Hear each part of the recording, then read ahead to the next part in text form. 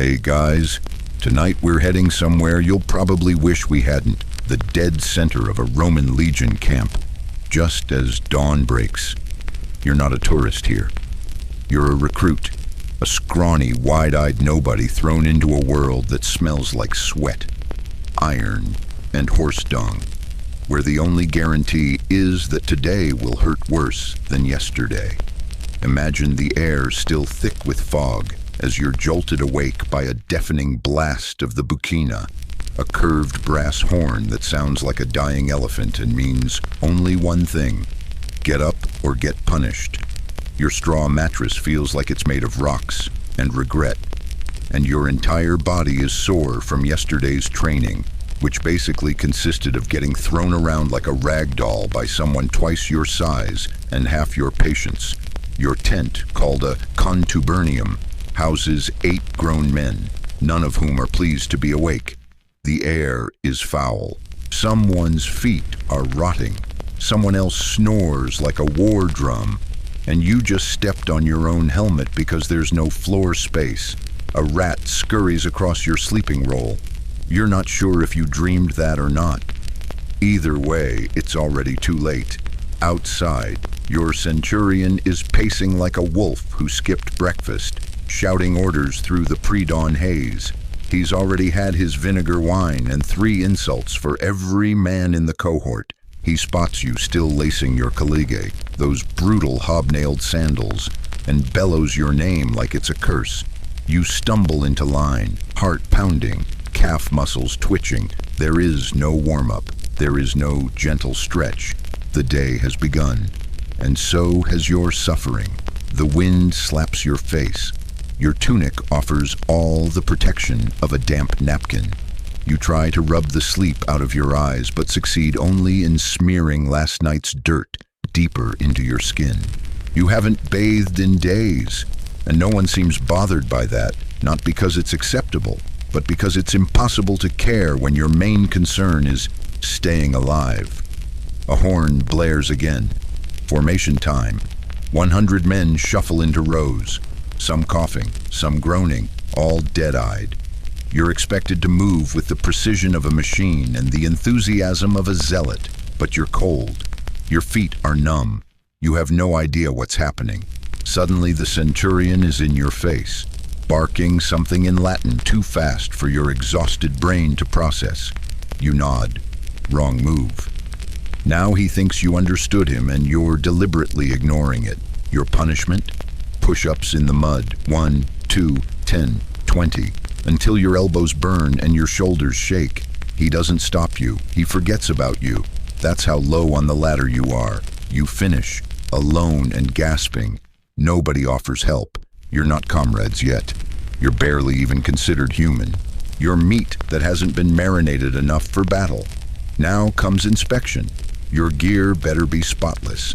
Never mind that you've slept on it, sweated through it, and possibly vomited on it. Your gladius, the short stabbing sword, must gleam. Your helmet must not smell like death, even though it's soaked in 3 days of scalp sweat. Your shield, dented from training, better look parade ready.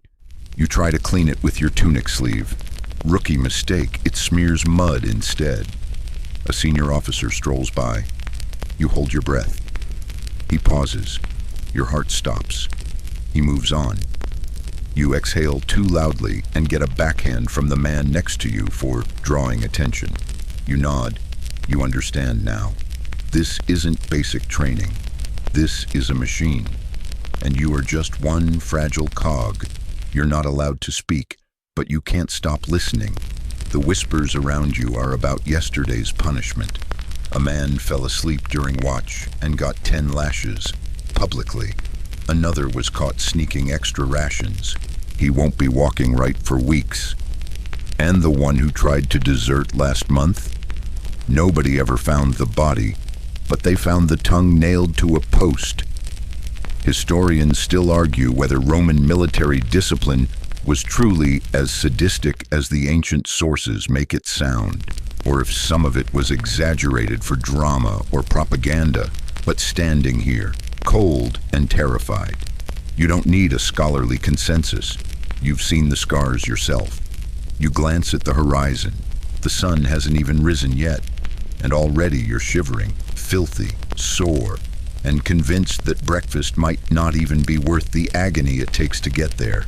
Then again, you don't have a choice.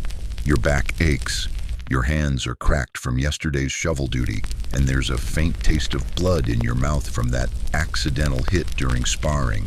Nobody cares.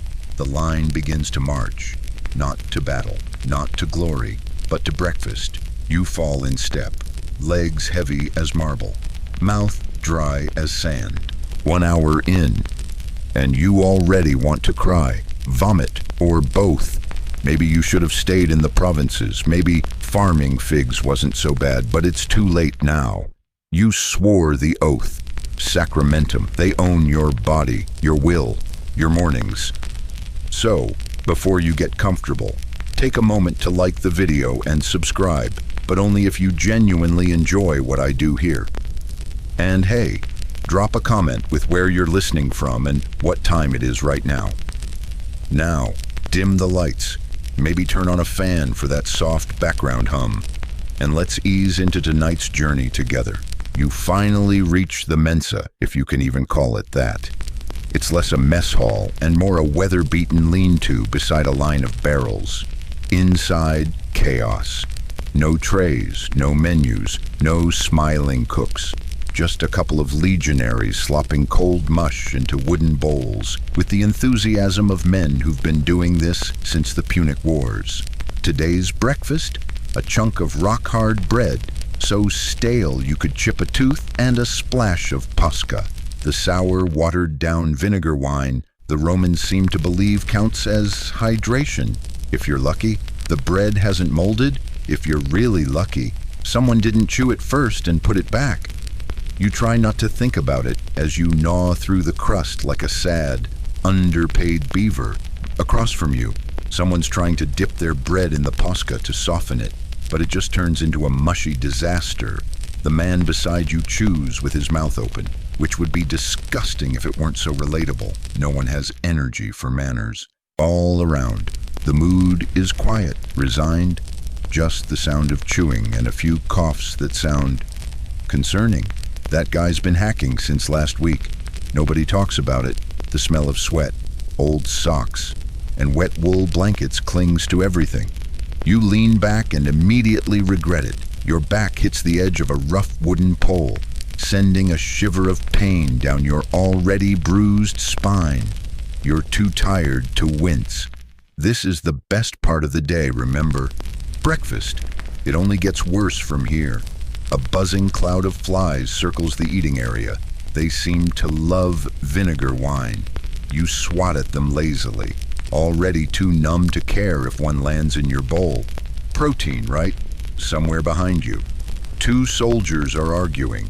Something about stolen sandals or swapped sleeping rolls. You hear one mutter. He'll get his throat cut.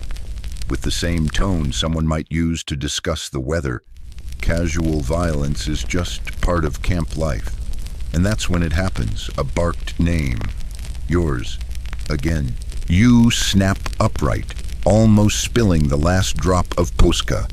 A Tesserarius, one of the lower-ranking officers, is glaring at you like you just insulted his mother. He jabs a finger toward the edge of camp. Latrina, he growls. You blink. No, please no. But yes. Latrine duty. The worst job in the entire Roman military. Worse than grave digging. Worse than cleaning up after horses. Maybe even worse than being on the front line. Because this job involves shoveling human waste out of the communal trench toilets. And believe me, Roman soldiers don't exactly eat fiber-rich diets. You drag your feet over to the far end of camp, where the latrines wait like some stinking nightmare from a fever dream. Long wooden benches with holes cut into them stretch over a foul, open channel. The smell hits you before you get within 10 feet. A wave of heat, rot, and something else, something alive, probably maggots or worse. A few unlucky souls are already there, gagging through the chore. You grab a crude wooden shovel, its handle slick with who knows what, and start scooping. The trench has to be cleared. The waste moved to a designated pit outside the camp's perimeter. No shortcuts.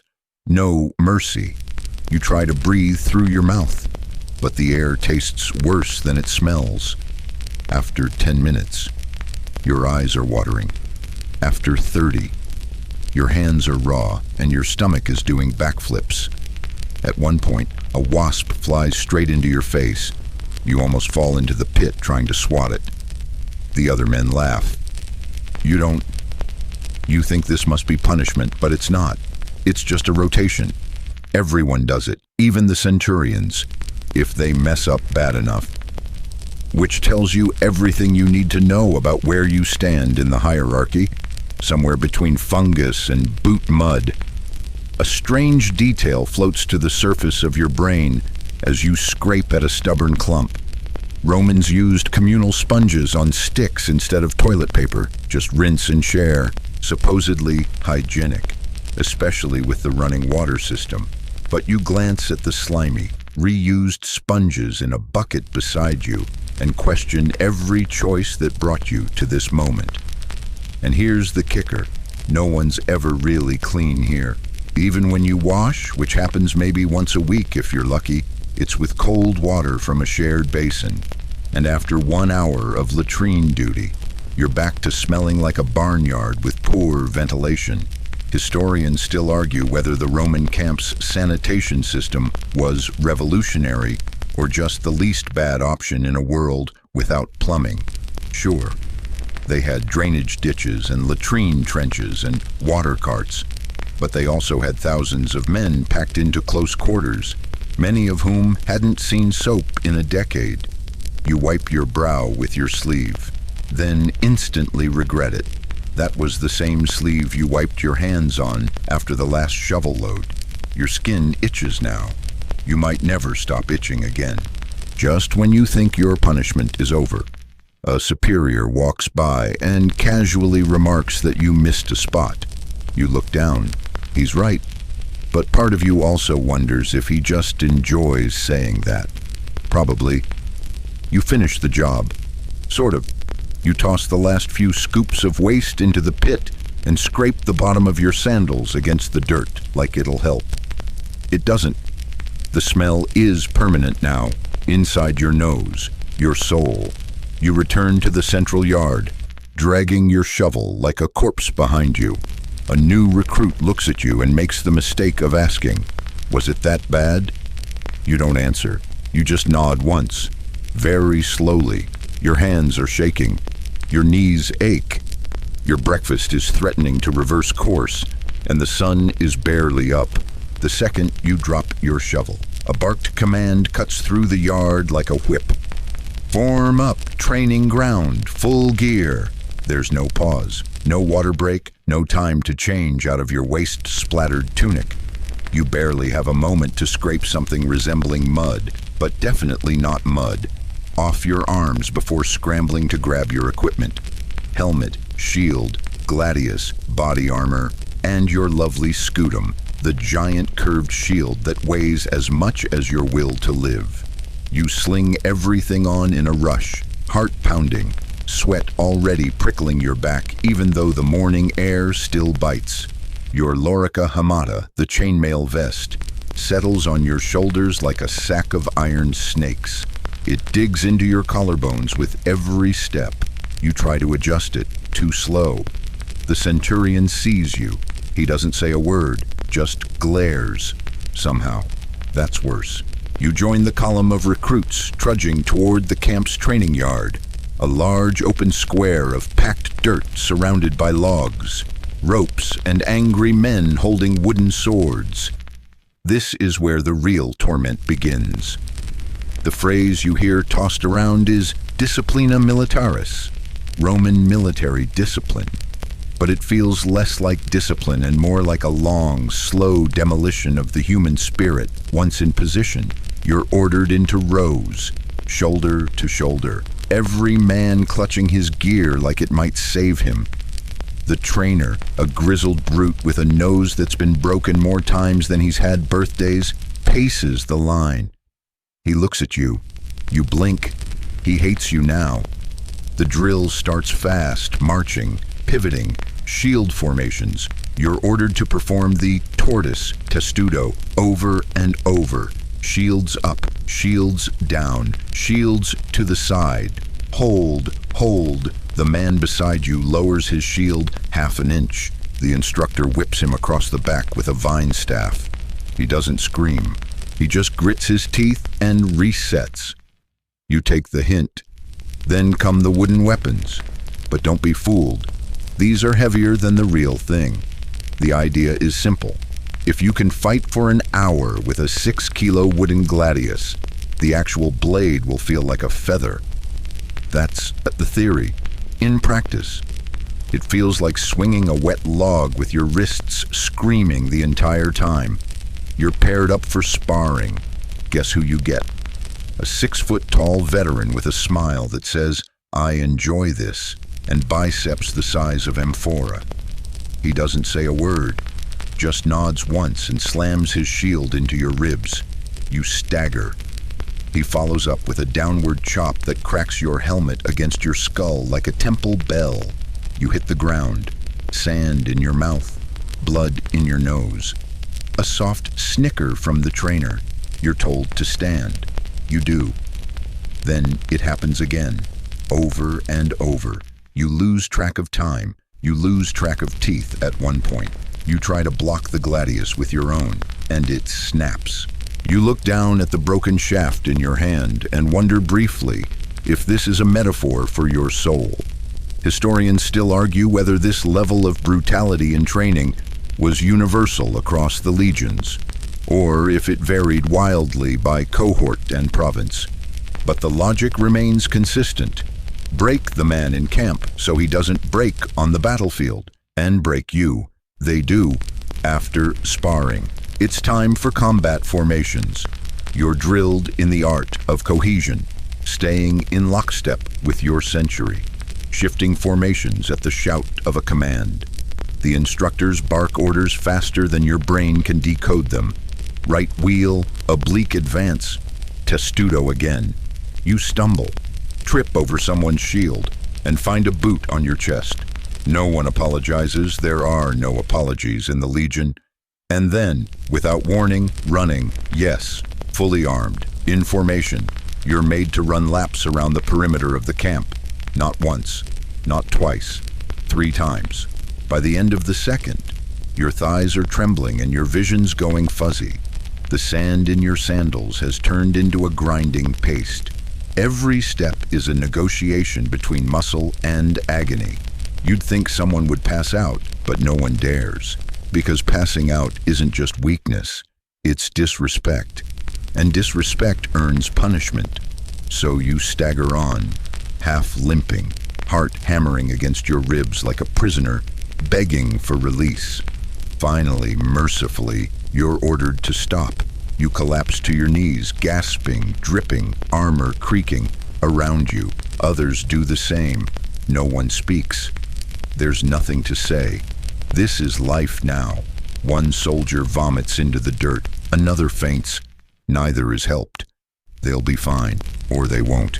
Either way, the drill continues without them. The centurion makes a mental note, probably for some creative retribution later. In a brief lull, you glance at your hands. They're bleeding. Blisters have burst under your sword grip, the raw skin already coated in dust and sweat. You flex your fingers. The pain blooms like fire. You think of home, of clean beds, warm stews, maybe even someone who missed you. Then you remember this was your choice. You're snapped back to reality by a roar. Not anger, not warning, just the instructor shouting. Again, like it's a lullaby. Your legs tremble as you rise, heart sinking deeper than your heels into the churned up ground. This was only the morning session. The second the instructor barks, "Dismissed!" you barely have time to sag in place before someone else shouts, "Marching formation, move!" You blink, you're drenched in sweat, your legs are jelly. But now it's time for a forced march, the Roman army's favorite pastime. It's like a casual stroll through hell, wearing 50 pounds of gear and pretending it's normal. You line up, shoulders slumped, joining the endless row of hunched soldiers in the hot noon sun. The gear on your back includes your pila, javelin, gladius, scutum, full water skin, rations, mess kit, tent stakes, and 2 sharpened wooden poles. Every man carries 2 days' worth of camp in addition to his weapons. And there's no wagon. You are the wagon. Someone behind you mutters something that sounds suspiciously like a prayer. You think about joining in, but the centurion's already glaring, so you bite your tongue and start moving. The heat is blistering now. Your sandals slap against packed dirt and sharp stones. Every step sends jolts of pain through your soles. The iron hobnails on your caligae were meant to last, not to cushion. It's like walking across gravel while dragging a small anvil strapped to your spine. The pace is brutal. Roman legions were trained to march 20 miles a day, sometimes more, and always in full kit. And this isn't a smooth road. You're slogging through uneven terrain, stones, thorns, mud patches, and if you fall behind, no one slows down. The guy 2 files over stumbles, gets clipped by the man behind him, and nearly topples. The centurion notices. His punishment is simple: double pace for the next half mile. Alone, you keep moving, sweat pouring down your temples, stinging your eyes. Your shield strap bites into your collarbone. The javelin shaft thumps with every step, like it's trying to remind you how much you hate it. Around you, no one speaks. It's all breath and gritted teeth. You try not to think about how many miles are left, or how long it's been already. One step at a time, one eternity at a time. The terrain gets worse. Hills, a shallow river crossing where your boots fill with mud, then a patch of dense brush where your shield keeps getting snagged. You get through it by sheer stubbornness and shame, because the truth is, you don't want to be that guy, the one who collapses, the one who's carried back, or worse, left behind. Historians still debate whether these daily marches were always this long, or just this brutal during training, but the evidence is clear. Roman soldiers were expected to become machines of endurance, not fast, not flashy, just unbreakable, the kind of men who could walk all day, fight all night, and then do it again tomorrow. But you're not a machine. You're one blister away from collapse. At one point, you feel your left leg seize up, cramp. You keep walking. It's not a decision, it's instinct. The sun is directly overhead now, and you swear it's trying to kill you. A swarm of flies has decided your shoulder sweat is gourmet. You try to swat them without breaking formation. Fail. One flies directly into your ear. You don't even flinch anymore. That part of you is dead. Your water skin is almost empty. You get a quick break to sip, maybe splash your face.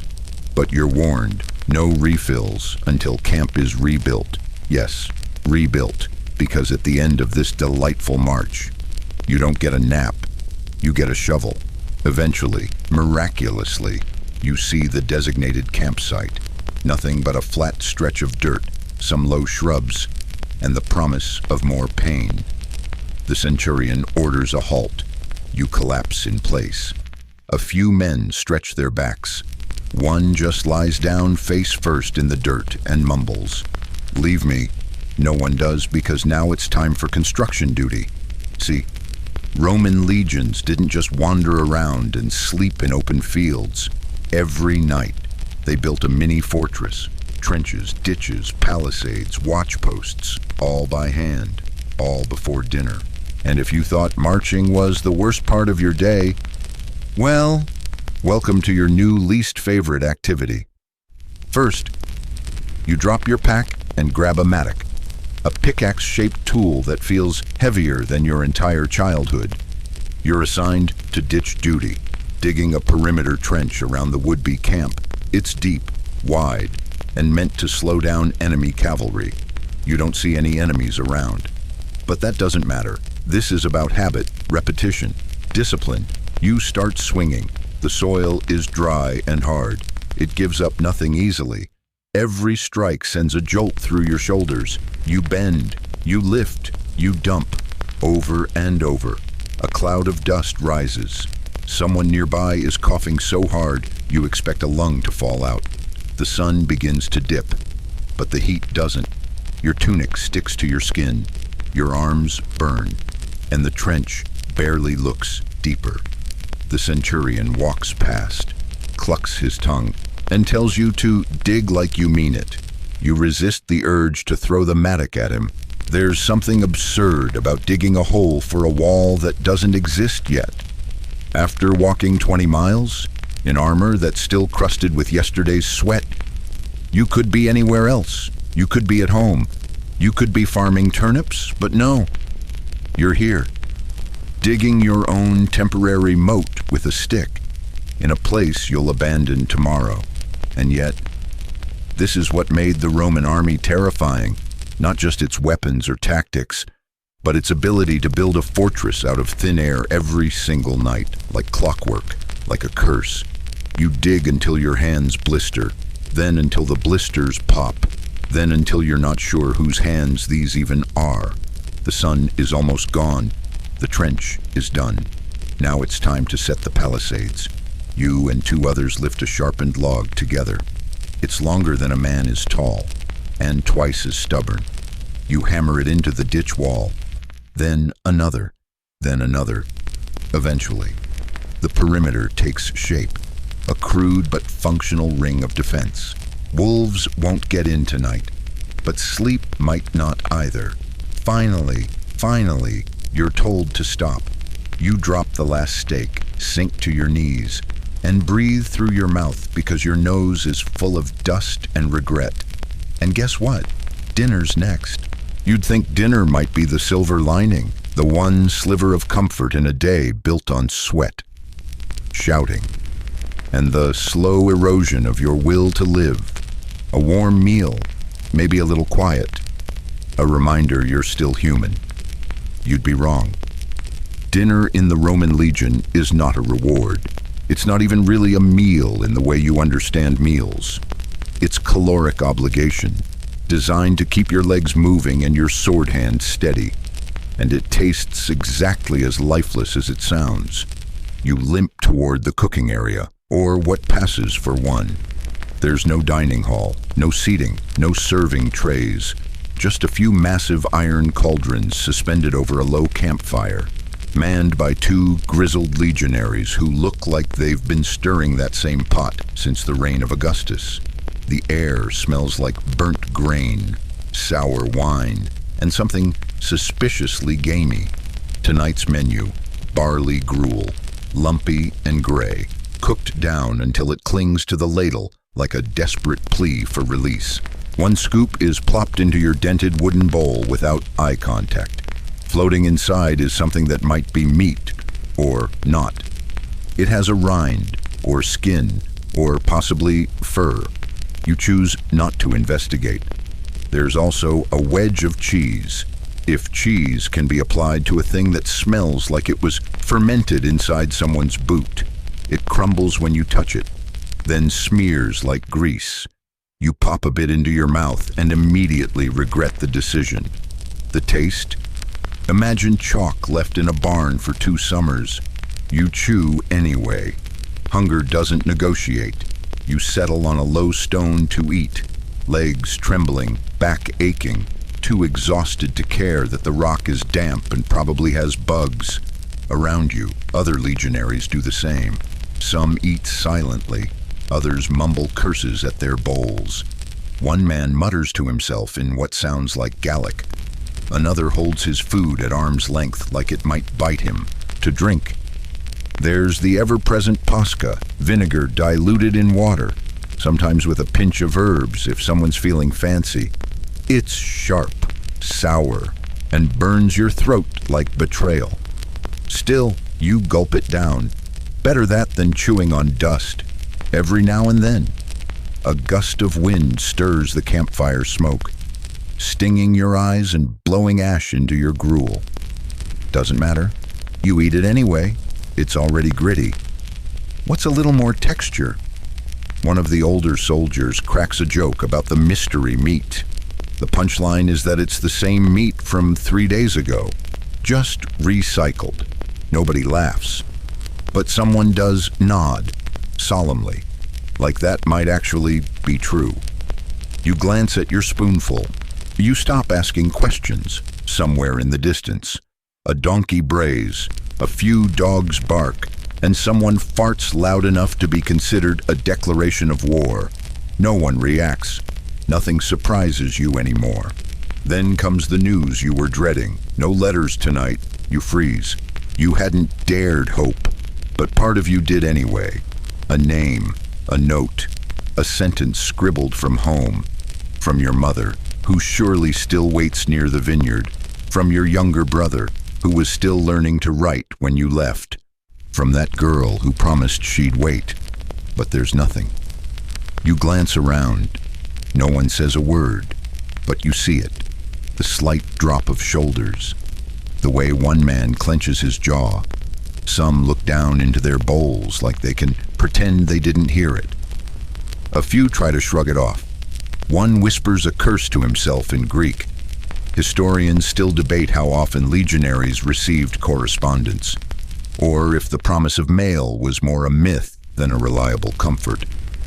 But for you, in this moment, it's everything.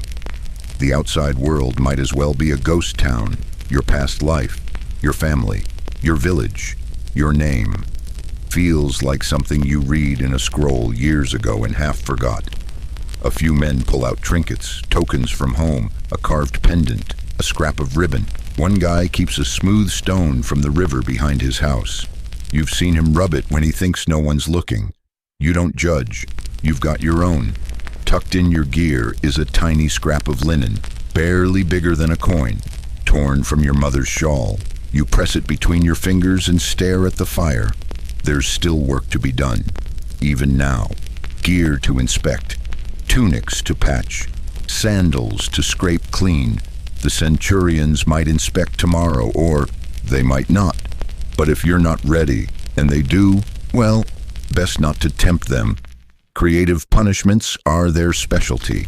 So after you eat, you wipe your bowl out with a piece of crust and tuck it away. You check your gladius for rust. You oil your scutum's leather strap. The man next to you silently mends a tear in his sleeve by the light of the dying fire, using a needle that looks more like a fishing hook. He's doing it with one eye half closed, fingers stiff from chill. You admire the stubbornness. Finally, you're told to sleep, as if that's simple. You hobble back to your tent, every muscle stiff, every joint cracking. Inside, it's damp again. The straw is clumped in weird places. You rearrange it as best you can and lower yourself down, groaning, cloak wrapped tight. Your tent mates are already there. One snores, one mumbles, one just lies on his back, eyes open, staring at nothing. The tent smells like unwashed feet and wet wool. You pull your hood over your eyes and try not to breathe through your nose. As you drift, the wind picks up.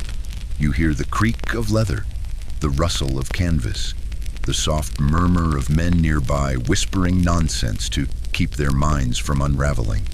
Someone coughs. Someone else mutters a prayer. Sleep comes in pieces, fractured, fleeting. You dream of bread that isn't stale, of rivers that don't smell like feet, of hands that haven't touched a sword. And through it all, you know, tomorrow will be harder. The first thing you feel isn't the cold, it's the horn, again blaring through the fog like a curse from the gods. Then comes the cold, sharp, cruel, instant. You jolt upright, not because you're rested, but because reflex is faster than fatigue. Your eyes burn, your spine cracks as you sit up too fast. And already, before your thoughts can even form into words, the bark of a centurion's voice cuts across camp like a blade. He's yelling, of course, they're always yelling. Your joints ache as you untangle yourself from your filthy cloak and clump of straw. You smell like wet leather, vinegar, and defeat. There's no time to stretch, no time to yawn, and certainly no time to ask why. It's still dark, but that doesn't matter. The horn says wake up, so you do. You always do. You stagger outside the tent, half blind, boots scraping through the gravel as a sharp gust slaps you in the face. The night is still thick, stars barely visible, and then it hits you. You're on the duty roster for night watch, midnight to sunrise. You'd missed the announcement yesterday, maybe because it was scribbled in half-faded charcoal on a crooked wooden board, wedged between two vulgar sketches of Jupiter and something unspeakable. Too late to protest now. Your name's on the board, so your body's on the perimeter. You're handed a javelin and a battered torch stub that barely flickers in the wind. The light is useless, but symbolic. Just enough glow to see your own breath and the haunting shapes of sleeping tents. You take your post near the outer palisade, wedged between two dull-eyed sentries who look just as miserable as you. You're assigned a narrow stretch of darkness, 100 feet of fog, rock, and potential death. You stare into it for hours. The wind is merciless tonight. It slithers under your tunic and climbs up your spine, turning your bones into ice. You shift your stance. You stamp your feet. Your breath curls out in silver streams, but your fingers, they stopped feeling anything 20 minutes ago. You tuck them into your armpits, just for a moment, then force them back to the shaft of your javelin. You listen, hard. You have to. Falling asleep means death, not from the enemy, but from your own side. Roman punishment doesn't mess around if you nod off. And the officer of the watch catches you. Best case, you're publicly flogged. Worst case, decimation, a punishment so brutal it still makes historians flinch. 1 in 10 men from your group selected at random, then beaten to death by the other 9. You blink. The shadows play tricks on your eyes. That bush just moved. Or did it? No. Just the fog. You squint harder. Your brain starts narrating things. There's a figure. No, that's a stump. Something's rustling. Just a breeze in the grass. Your imagination becomes your greatest enemy. At one point, a small animal scurries past your feet. Maybe a fox. Maybe a rat the size of a loaf of bread. You grip your javelin tighter. It doesn't help. You're still freezing, still exhausted, still terrified of doing the one thing your body is begging you to do. Fall asleep. Hours pass. Your legs shake. Your mouth's dry. You cycle through every regret you've ever had. You could have stayed in the provinces. You could have worked on your uncle's olive farm. You could have become a stonemason. But no, you chose glory, adventure, the Eagle's standard, and now you're guarding silence in the dark while your eyelids conspire against you. Eventually, mercifully, you hear the approach of the relief team. They look like walking corpses, half draped in blankets, faces expressionless. You nod, hand off your gear, and shuffle away without a word. You return to your tent, body shaking, and slump back onto your bedding. It's not warm, it's not dry, but it's flat, and that's enough. You close your eyes for maybe 15 seconds, and then it happens again. The morning horn. It blares like it's mocking you. You sit up, mouth open in disbelief. Was that a dream? No. You got maybe half an hour. Less. Probably. The other men groan, their faces twisted in pain and fatigue. No one speaks. You just move. Because if you don't, you get worse. You throw on your gear. Your fingers fumble the buckles. Your cloak still damp from night watch. You shuffle into formation, squinting through red, burning eyes. And this time, the centurion's even more furious than usual. Someone, he snarls, has stolen from the rations. Everyone tenses. That's not good. He paces. I will have the thief's name, or everyone pays. And so begins the punishment parade. No trial. No evidence, just suspicion and fury. He singles out a man at random. "You," he growls. "Did you see anything?" The man doesn't respond quickly enough. That's all it takes. The centurion grabs him by the tunic, drags him into the center of the camp, and snarls for the optio to bring the flagrum, a short whip designed not for elegance, but for maximum pain. And in front of the entire unit, they flog him, 1 lash, 2, 10. His tunic splits open at the back. Blood spatters. He stays quiet until the 7th strike. Then he screams, "You flinch. Everyone does. But you must watch. That's the rule. You don't look away. You memorize it. Let it burn into your skull. This isn't just punishment. It's a warning. When it's done." The man is barely conscious. They drag him toward the medicus. The centurion glares at the rest of you. "Next time," he says, "all of you." Historians still argue whether Roman discipline was excessive or necessary. But standing here, shaking, feet frozen, heart pounding, you stop caring about the debate. This works. No one will steal rations again. And yet, your stomach growls, and you're told, no breakfast until every tent has been cleaned. Why? Because the centurion believes filth breeds treachery. Or maybe he just enjoys watching men scrub the ground with vinegar. So you crawl back to your tent, grab a rag, start wiping down your shield, your boots, the pegs in the dirt, the tent flap. You don't know what counts as clean anymore. Only that if he spots dust, you'll suffer. You scrub with vinegar until your nose stings. Your fingers swell, and your pride drips away 1 drop at a time. The sun rises. You haven't eaten. You haven't slept. You're starting to understand why not everyone survives Roman training.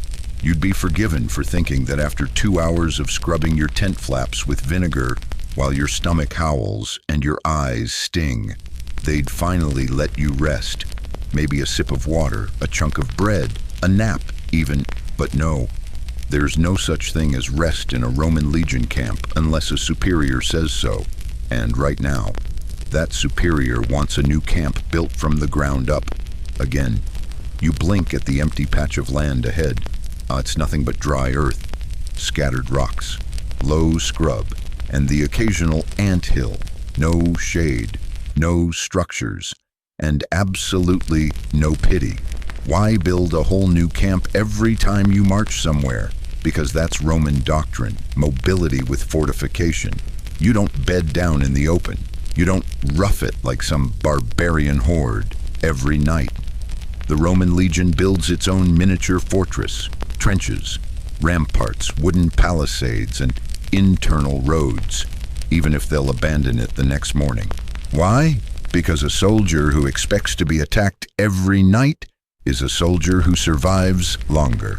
So here you are again, shovel in hand, covered in last night's sweat, this morning's vinegar, and something questionable from latrine duty.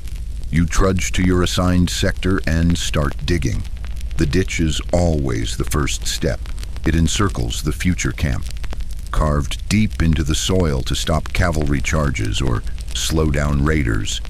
It has to be wide enough that a horse can't jump it and deep enough to break an ankle. You drive your shovel into the ground.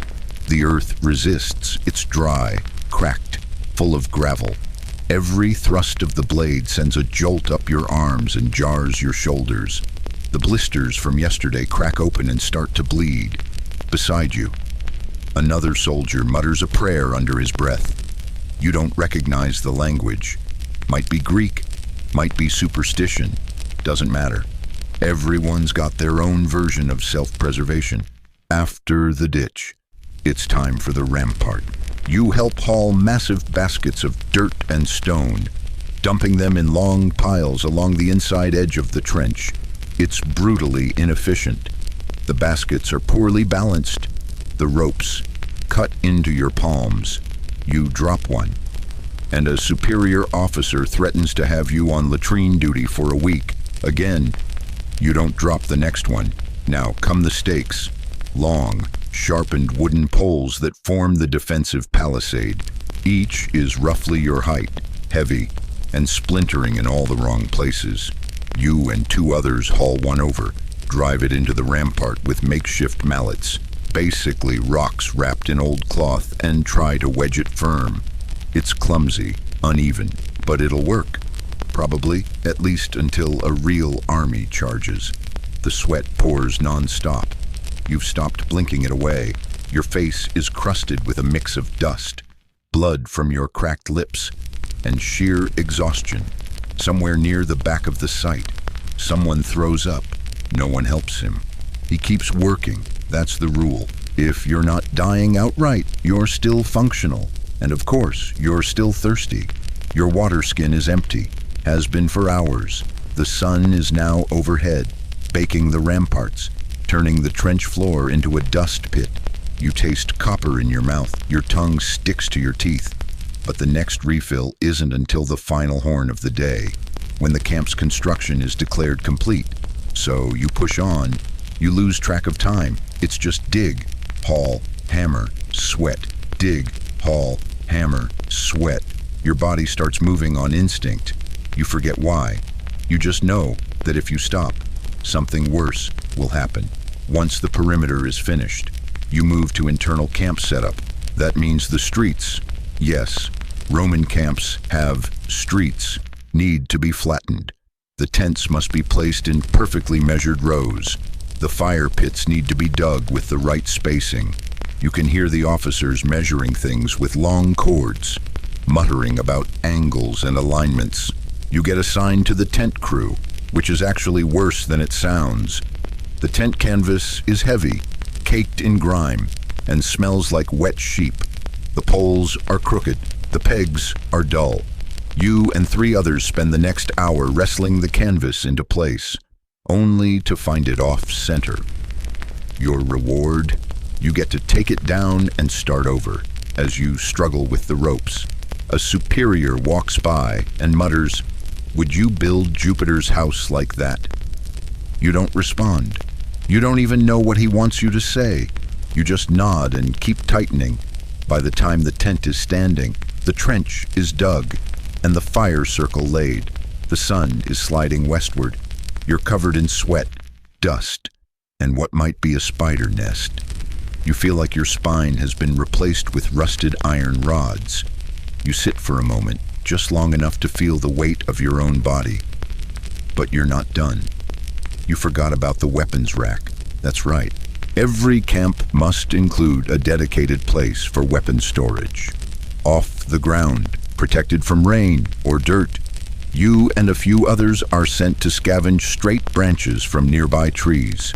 Strip them, lash them together, and erect a rack that looks halfway respectable. One soldier complains it looks crooked. Another says, "So are we." No one laughs. Then the centurion appears for inspection. He walks slowly, arms crossed, eyes narrowed.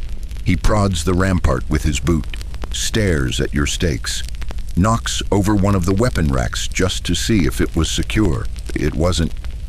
No punishment, not yet. Just a grunt and the word, "Redo." You rebuild it. Historians still argue whether Roman soldiers truly built these elaborate camps every single night, or whether it was more often done during active campaigns. But even the skeptics agree on one thing. Roman training ensured every man could build a fortress in the dark, with no sleep, no supplies, and no hesitation, and you see why.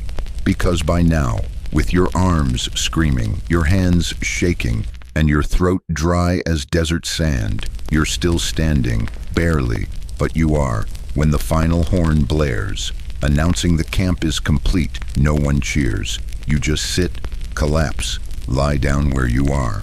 One soldier stares into nothing. Another picks at a scab. One mutters, "If we're attacked tonight, I'll stab myself before they get me." Everyone nods. Grim agreement. The camp is built. And you've still got a night ahead. Camp is finished, at least by Roman standards, which means it's sturdy, square, and ugly. The trenches are dug. The palisades are planted. The tents sit in their neat little rows like exhausted turtles. There's even a gravel path through the middle if you squint, but before you can collapse. There's one last ritual, dinner, except calling this dinner is generous. At best, it's something edible. At worst, it's a test of mental endurance. You drag yourself toward the center of camp, where the cooking fire sputters low. The cauldron hangs crooked over the flames, bubbling like a volcano on its day off. A half-asleep legionary ladles the contents into your bowl without looking.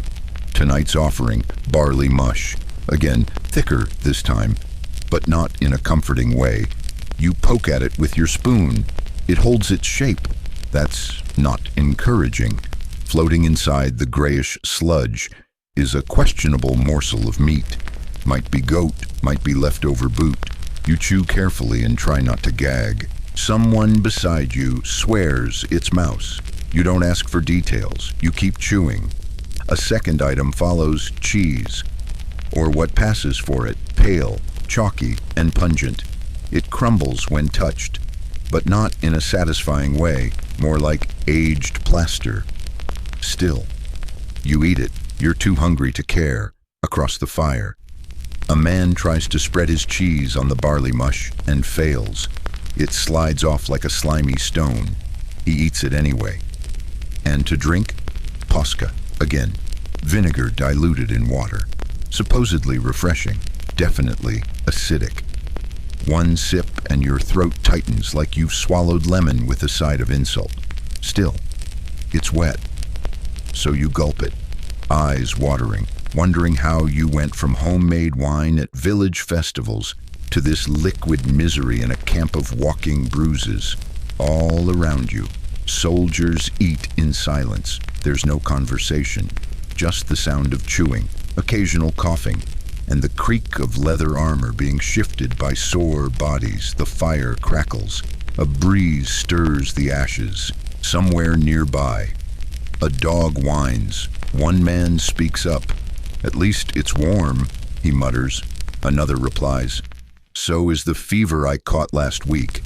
No one laughs. Not really. You settle onto a log, trying to take the weight off your feet. Your legs throb. Your back feels like it's been worked over by a team of particularly vengeful blacksmiths. You scrape the last of the gruel out of the bowl with your finger. Lick it clean. Nothing left. No seconds. This isn't a tavern. Then someone passes down a battered bag. Inside are scraps of hard bread and old dates. Contraband. A few men quietly reach in and grab one. You hesitate, but before you can decide, a hand clamps on your shoulder. It's the Optio. "Where did that come from?" he asks, voice low, eyes hard. Everyone freezes. The man who passed the bag shrugs. "Found it, spoils from last March." Wrong answer. He's dragged to his feet and marched to the center of camp. No fanfare, no delay. You're all told to watch. They strip his cloak and lash him to a post. His tunic is torn open. The Optio takes out the vites, the vine staff normally reserved for discipline, and then come the lashes. 5, 10, 15. The man grits his teeth, eyes clenched shut. Blood runs down his spine in thin red lines. When it's over, he's left there for a moment, hanging, gasping, shaking. Then he's cut loose and told to clean up. There is no trial, no appeal. Stealing or hoarding food is one of the worst crimes in camp. Not because of morality, but because if one man has more, another man has less. And in a system this tightly wound, imbalance breeds collapse. Historians still debate the efficiency of Roman military justice, whether punishments like these were universal or depended on the mood of the commanding officers. But to you, watching this play out in firelight, it doesn't feel like justice. It feels like theater, like a performance meant to remind you exactly how small you are. After the flogging, everything grows quieter. Men clean their gear in silence. A few patch their sandals. You see one fellow rehemming his tunic with a fishbone needle. Another uses the heel of his sandal to crush lice crawling along his blanket. Normal evening routine. You find your own spot and start to inspect your gladius. The blade's chipped near the edge. Nothing major. But if the quester sees it, you'll be docked pay. You spit on a rag and start to rub it clean. Nearby, a man sings softly in some provincial dialect, just a few lines of a lullaby. Maybe something his mother sang when he was 5. You don't understand the words, but the feeling, you do. After that, it's time to roll call. You line up, armor clanking, cloak tugged tight. The centurion walks past with a torch, eyes sharp, jaw clenched. He checks names, nods at clean boots, frowns at a loose buckle. One man forgot to retighten his strap. He's told to sleep standing. Yes, that's a thing. Then comes the silence before sleep. It doesn't last long, just a few minutes to sit, stretch, and maybe pretend you're somewhere else. Some men stare into the fire until their eyes blur. Others mumble prayers to Mars, or Jupiter, or whatever provincial gods they still believe in. One man pulls out a wax tablet and scratches a few lines. A letter to no one. Or maybe to a woman who stopped waiting. You lie back on your straw mat. It's still damp from last night. There's something sharp poking your spine. You shift, then give up. Better to sleep crooked than not sleep at all, just as your eyelids begin to close. You hear the Optio mutter something outside the tent. Tomorrow, more drills. Of course, tomorrow, the same pain, the same cold porridge, the same screaming centurion and sunburned arms and vinegar-scrubbed sandals. And maybe, just maybe, the same hopelessness. But you'll wake up anyway, because that's what legionaries do. You don't dream. You don't even really sleep. You lie there in that too-short tent, on that lumpy, bug-infested straw, and let your mind drift somewhere gray and numb. Until, inevitably, the horn. Again, you're no longer startled by it, just hollowed out. Like your body knows the sequence. Eyes open, cloak off, boots on. Pain begins. You roll stiffly to your side, blink once, and start moving. There's no internal debate. There's no 5 more minutes. The horn makes decisions for you now. You emerge into the pre-dawn chill. Breath fogging in the pale blue air. The sky is still sleeping, but you're not. Neither are the other 4,000 miserable souls shuffling into formation. Some are limping, some coughing. One man is missing a sandal, and nobody even mentions it. You just learn to move anyway. You line up, you're tired, you stink. Your calves feel like they were forged by Vulcan out of solid iron and spite. And today? Today is another drill day. You thought yesterday's march and trench-digging marathon might buy you some reprieve. It didn't. Nothing buys you anything here. This camp's economy runs on exhaustion. You're ordered to grab your full kit, shield, javelin, gladius, helmet, chainmail, cloak, and pack. You wobble under the weight, doesn't matter. Everyone does. Your muscles groan like old floorboards. The skin on your hands splits open at the same spot it did yesterday. You wrap it with cloth and keep going. Testudo formation, the centurion barks. Here we go. You and your fellow legionaries bunch together like a human brick. Shields front and overhead. It's the tortoise, the testudo. It's meant to protect you from arrows. It does nothing for the heat or the weight or the claustrophobia. March. You move forward as one slow, sweaty organism. Shields locking, helmets clinking, sandals thudding. Your arm goes numb holding your shield. The man next to you mutters a curse. You can't even nod in agreement. Your neck is stiff and pinned under a shield rim. This goes on for half an hour. Then it's javelin drills. You line up. Hurl the pilum into bales of straw while the instructor screams corrections. Lower your elbow, step into the throw. That would have bounced off a Gaul's skull, you idiot. Your aim's decent, not good, not bad, just passable, which means you don't get yelled at. That counts as a win. Then it's sword work. You switch to your Gladius, already nicked and dull from the last round.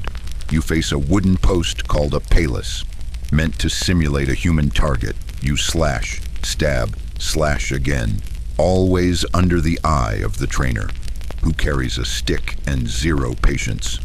If your form slips, you get a whack on the thigh. If you miss, a harder one. You hear it constantly. Stab, don't slash. The Gladius isn't for looking cool, it's for ending people quickly. He demonstrates on a post. The blade sinks in like it's skewering fruit. You do your best to copy. Your arms burn. Your grip slips. Your wrist is starting to swell. Next, running, again, in full gear, around the entire camp perimeter, twice. You consider throwing up, but your body doesn't have the water to spare. You pass a few others who've slowed down. They're punished immediately, not with extra laps. With a stick, whacked right across the back. Encouragement, Roman style. You keep going. After the run, you're ordered to perform obstacle drills, crawl under ropes, leap low walls, vault ditches. You do all of it wearing armor that was clearly designed to test how much pain the human collarbone can absorb before it snaps. You trip once on a rope. You hear laughter.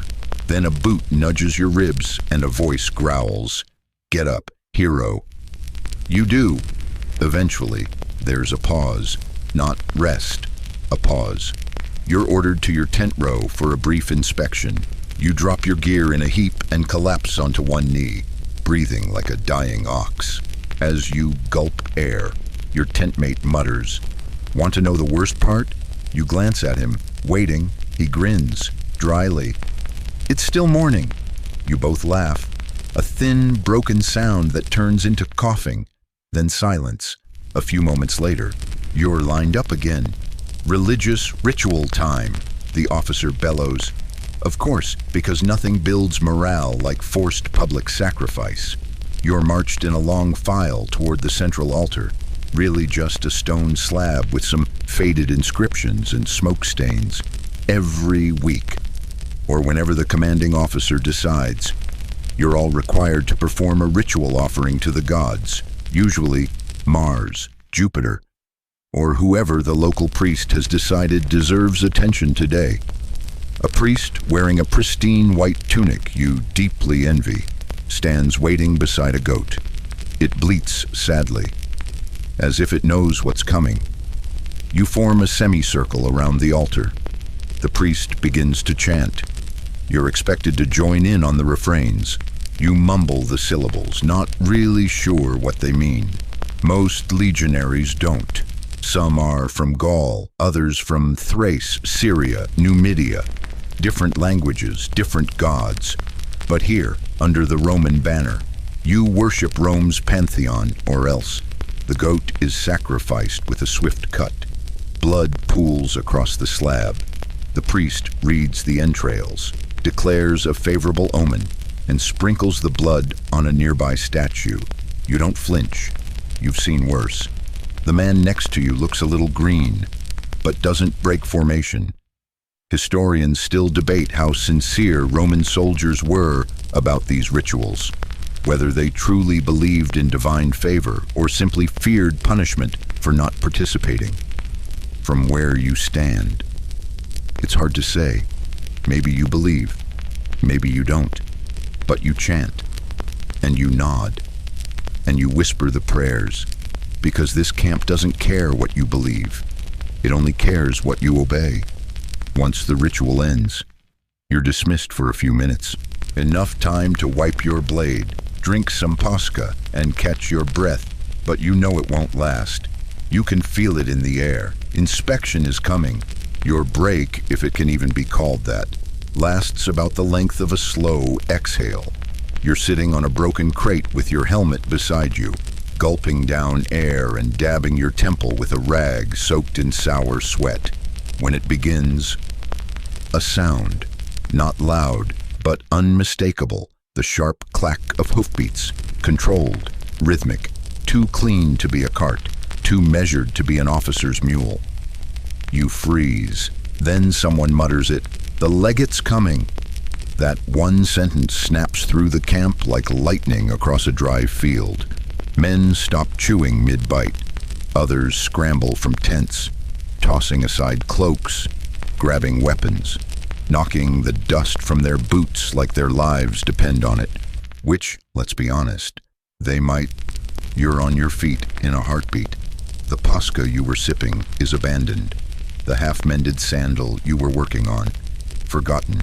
Now it's inspection mode, and not just any inspection. This is a surprise visit from the highest-ranking officer in the entire Legion.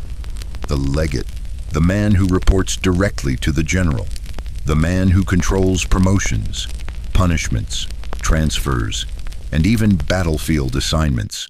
Everything must be perfect, not good, not decent, perfect. You sprint to your tent and tear through your belongings like your gear is trying to escape.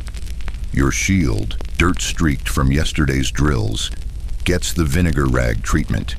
You scrub like a madman until your fingertips burn and your wrist cramps. The center boss still has a faint smear of blood on it from when someone got too into javelin drills. You spit and wipe. Better, but not perfect. Your gladius is next. The blade is duller than it should be, and there's a fine line of rust creeping near the hilt. You snatch your whetstone and begin grinding in fast, frantic circles. The sound of steel on stone surrounds you. Shick, shick, shick. As every man in the camp does the same. A symphony of panic. Your chainmail, the Larica Hamata, is mostly intact, but the bottom rings have started to warp. No time to fix it. You just smooth the links down, press the bent parts under your belt, and hope the legate's gaze never dips that low. Your helmet's dented. You polish it anyway. Line up, full kit, formation on the central path, shields high. The Centurion's voice slices through the haze. You shove everything on. Your gear clatters against your aching body. You barely have time to sling your pack onto your back before you're running, again, joining the frantic ranks forming near the main avenue of camp. You take your position in the cohort line. Shield to the left, gladius sheathed right, helmet slightly askew. You straighten it with trembling fingers. You wipe your brow and immediately regret it. Now your face is streaked with grime. You rub again, smear it worse. Perfect. And then he arrives. The legate appears on horseback, flanked by 2 lictors and 3 scribes, all in ceremonial dress. His armor is polished to a mirror shine, his crimson cloak flowing behind him like some divine standard. The horse he rides is magnificent. You're almost angry at how clean it is, like it hasn't ever marched, like it doesn't even know what mud is. The camp falls silent. Not even the wind dares make a noise. He rides slowly, inspecting everything. Tents, rows, fire pits, equipment, men, you. His eyes are calm and cold, scanning like a predator. Not with rage, but with disappointment preloaded and ready. You straighten up until your spine aches. He stops 3 feet from your line. You don't move. "Soldier?" he says, speaking to the man next to you. Boots look soft. The man swallows. "Sir, restitched after yesterday's march." The legate moves on. He halts again. This time, it's your shield he's looking at. You feel your pulse in your ears. The boss is clean. The edge still has a small splinter in the wood. His eyes rest on it for a second too long. You hold your breath. He says nothing. Then comes the worst moment. Random inspection. He dismounts, hands his reins to a scribe, and starts walking. He moves like someone inspecting livestock. A tap here, a sniff there. He lifts a corner of a tent flap, peers inside. He kneels beside a cooking pot, dips a finger, tastes, grimaces. You hear the scribe scribbling furiously behind him. Then comes the announcement. The following items are unacceptable. Loose shield straps, visible rust, uneven tent rows, and poorly cleaned sandals. You freeze. Your sandals. You forgot the soles. For each offense, 1 hour of additional evening duty. You're assigned 2. Others get worse. One poor fool from the 4th cohort has a missing dagger from his belt. The legate stops cold. Lost it? No, sir, I misplaced. You don't misplace weapons. The soldier is ordered forward. Public reprimand, hands outstretched. One of the lictors raises a cane and strikes his palms. Not hard enough to break bones, but enough to blister skin and sting the next time he picks up a sword. Historians often question how much cruelty in Roman military life was real versus exaggerated in later sources, but here, now, the line between discipline and humiliation is not a line, it's a hammer, and it's always swinging. The legate finishes his tour, mounts his horse again, pauses. He turns back toward you all. You are Rome's strength, be sharper tomorrow. Then he's gone. The moment he vanishes from view, the camp exhales. You nearly collapse. Your knees buckle. But you hold. Barely. Men sag like broken beams. One actually sits down where he stands. Another wipes sweat from his neck and whispers, still breathing. Somehow. But the day isn't over. You report to evening penalty detail. You're told to dig a drainage ditch beside the latrine trench. Again, the same trench you already worked on last week. The ground is hard. Your spade is dull. Your hands blister. The sky darkens as the sun dips, and the stars begin to flicker into view. You don't cry. You don't scream. You just dig, like an animal. Like a man who's too tired to be angry. When it's finally done, your arms are shaking so badly you can't even lift your helmet back onto the rack. You toss it down. It lands with a hollow clunk. You crawl back to your tent. Dinner? Missed it. Sleep? Maybe. Dignity? What's that? Night has fallen, but sleep hasn't come. Not truly. You're lying on your mat of half-rotted straw, wrapped in a scratchy, lice-infested cloak, staring at the sagging canvas above your head as if it might collapse on you out of spite. Every inch of your body aches, from your blistered heels to the base of your neck, which feels like someone drove a tent peg into it during training and forgot to take it out. Around you. The tent is quiet, too quiet. 8 men trying to sleep, and none of them succeeding. Just the occasional sigh, a muffled cough, a whispered curse in a dialect you don't recognize. You shift, and your knee clicks loud enough to earn a grunt from the guy next to you. You whisper, "Sorry." He doesn't reply. Then you hear it. Movement. Soft at first, like a breeze through dry grass. Then footsteps. Then voices. Sharp. Tense. Not officers barking drills, but the clipped tones of trouble. You sit up. A moment later, the command rips through camp like lightning across a dry forest. Cohort 3, on your feet, formation, full kit. That's your cohort. You don't even have time to groan. You throw off your cloak, grope for your sandals, and scramble out of the tent into the cold air. The ground is freezing beneath your soles. You sling on your belt, snatch up your gladius, grab your helmet, and run, half blind with exhaustion, toward the gathering line of equally confused and equally miserable men. A line forms quickly. Half the cohort is still tying their gear on, eyes puffy with sleep, arms fumbling with buckles. You get in place just as the centurion steps forward. His face is dark, not angry, disgusted. "There has been a theft," he growls. From the officers' stores, a jar of wine, imported, sealed, rationed specifically for senior command, gone, stolen. You hear the word wine and your stomach flips. Not because you drank it, but because you know what this means. This isn't some dried fig from a supply crate. This is personal property, high-ranking property, which means someone's about to suffer, maybe everyone.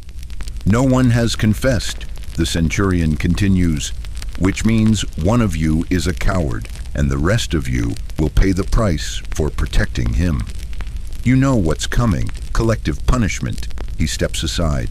The Optio walks forward, carrying a long bundle.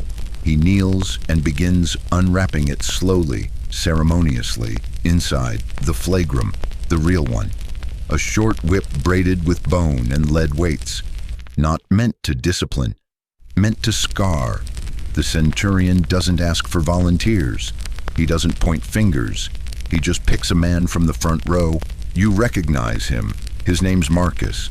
He's only been here a few months, maybe 19, maybe younger. He looks terrified, but doesn't resist. He steps forward and kneels. The flagrum whips through the air with a snap.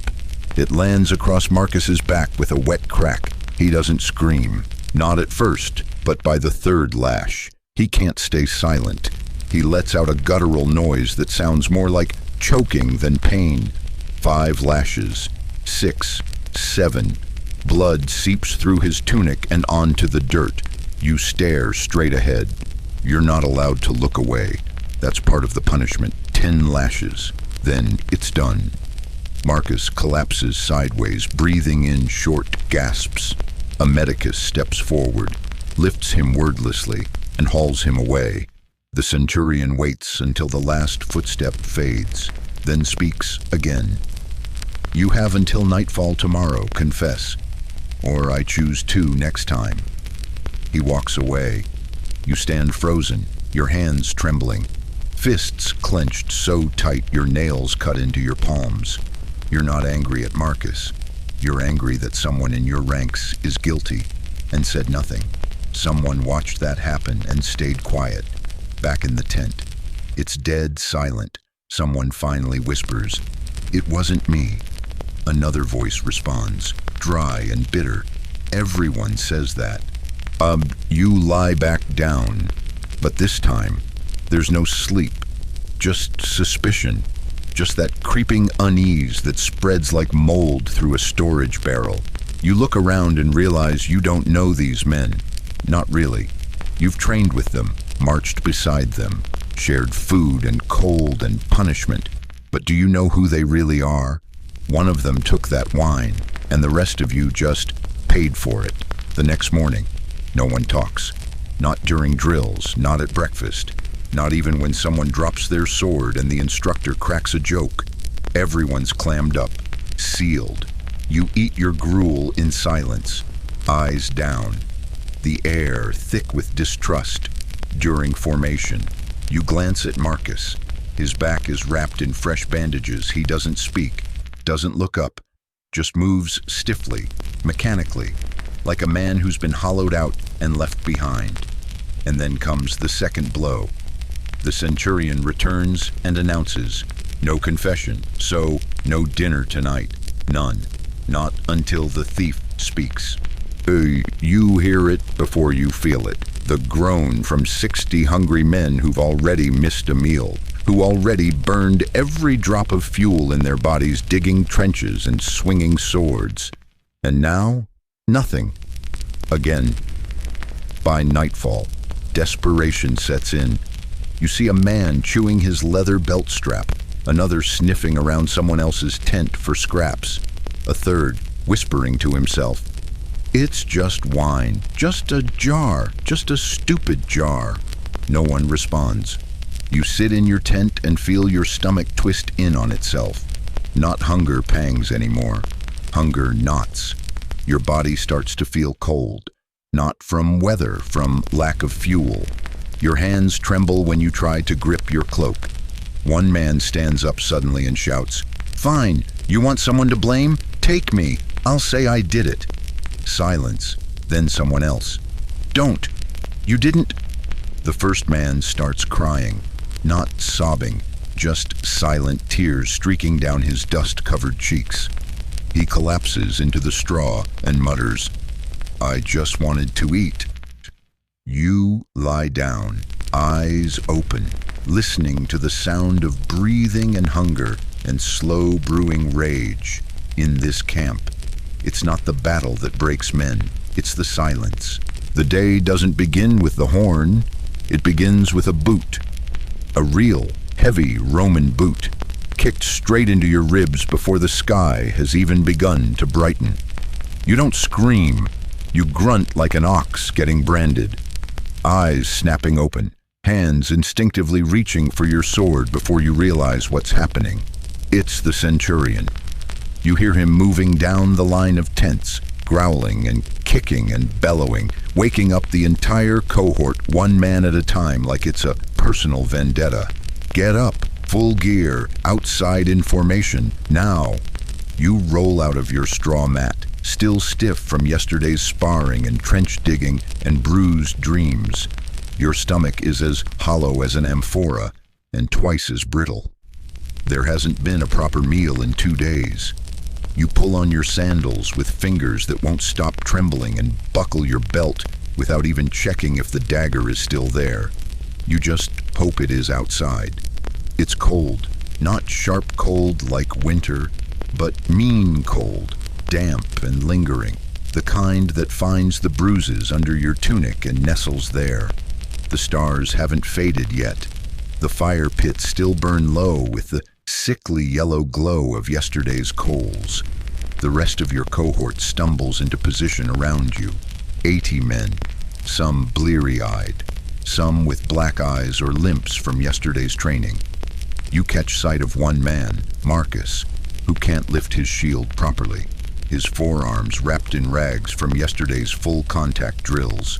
He winces, then glances at the Centurion and forces his shield upright anyway. The Centurion stands before you, arms folded, expression flat and carved like a statue left out in the rain. "No confession," he says, voice like gravel in a wine cup. 3 days, and still not one man brave enough to step forward. 3 days of silence. So today, we find out if breaking your bodies will open your mouths. You know that tone, that rhythm, the tightness in his jaw. He wants to hurt someone, and not for discipline, not for justice, but because he's frustrated.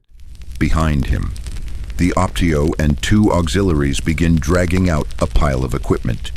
Oversized shields, weighted wooden swords, cracked helmets that look like they've been reused since the Punic Wars. The Centurion paces once in front of the cohort, then shouts, "Full contact drills, full weight. No holding back. Break something if you have to." You don't need to be told twice. You shuffle toward the gear pile, grab what's handed to you, and line up across from your first partner, Gaius, tall, mean, a Gaul with shoulders like a warhorse. Normally, he's restrained. Today, he looks like he's about to explode. The whistle sounds, he charges. The first hit nearly knocks your shield out of your hand. The second drives into your thigh with enough force to make your teeth clack. You lash out in return, your wooden gladius slamming into his shoulder. You miss your mark. He doesn't. All around you, the yard erupts into noise, thuds, grunts, the scrape of sandals in gravel.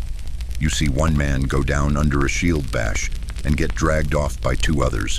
No one checks if he's conscious. Another man is staggering away, nose bent sideways, blood pouring onto his chest. You don't stop. No one stops. This is not training. This is provocation. They want you angry. They want you furious, hungry, desperate, because desperate men talk. You rotate through partner after partner. The wooden blade in your hand feels heavier with every round. Your shield arm is dead. Your shoulders ache like you've been carrying boulders. You've lost track of how many blows you've taken. You're not even fighting to win anymore. You're fighting not to fall. By midday, your face is bruised, your lip is split, and you've vomited twice from sheer exertion. Still no confession, still no mercy. That's when they escalate. The Centurion steps forward, breathing hard like he's been holding in rage all morning. "All right," he says, "if pain isn't working, maybe guilt will." He signals the Optio. A man is dragged from the back row. Credo. You know him. Everyone does. He's quiet. older than most of you, with graying temples and a strange accent you think might be Numidian. He doesn't speak much, but he sharpens his tools every night, prays softly before sleeping, and once gave you half his bread without being asked. The Optio tosses a small pouch at the centurion's feet. Found this in his tent, he says. Dried figs, officers' stores. The implication is clear. He's the thief. Or someone wants him to be. Credo doesn't protest. He doesn't beg. He just stands still as they tie his arms to the punishment post.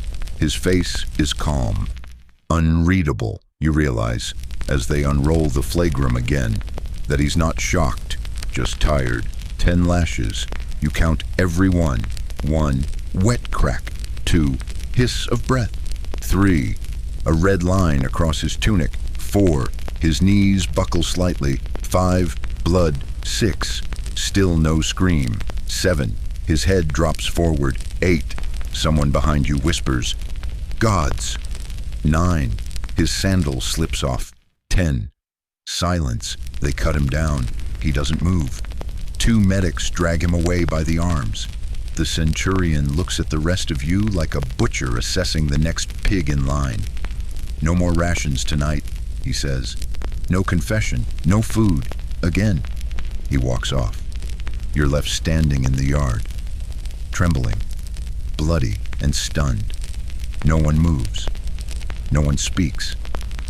Later, back in the tent, your hands are still shaking. Your lip won't stop bleeding. Your fingers won't unlatch your belt. It takes both hands just to remove your sandals. When you sit down on your mat, it feels like sinking into cold ash. Someone breaks the silence. I don't care who it was anymore. One man mutters. Another says, "We should all confess. Every single one of us." Maybe they'll stop. A third voice. "They won't. They've already decided." You lie back, staring at the dark ceiling of the tent. 8 men in this space, but it feels like each one is a different world now. You're not comrades anymore. You're suspects. There is no unity left, only hunger, fear, and silence. And as you finally drift off, not into sleep, but into something closer to unconsciousness, you wonder what happens when soldiers are pushed this far, when they're starved, beaten, isolated, and turned against each other. You used to think the Roman war machine was made of iron. Now you know, it's made of broken men who learned how to keep walking anyway. The day doesn't begin with a horn. It begins with a kick. Not a gentle nudge or a tap with the boot, but a full, mean-spirited kick right into your side, jarring you out of your thin, shivering sleep.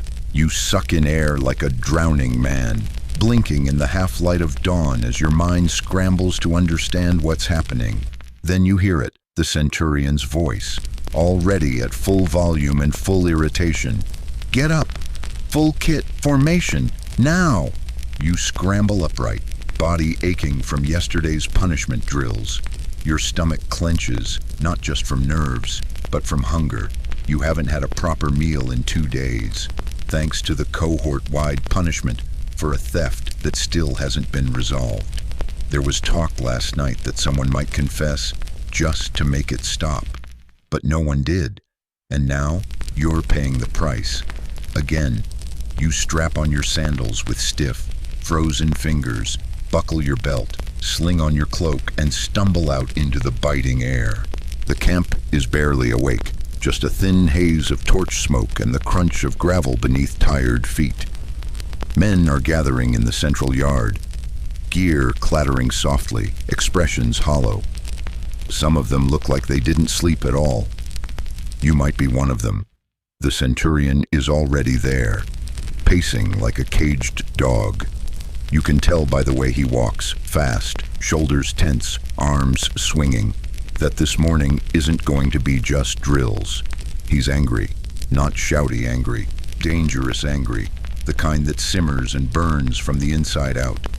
"No one has confessed," he says, his voice like a cracked whip. 3 days. You let a thief walk among you.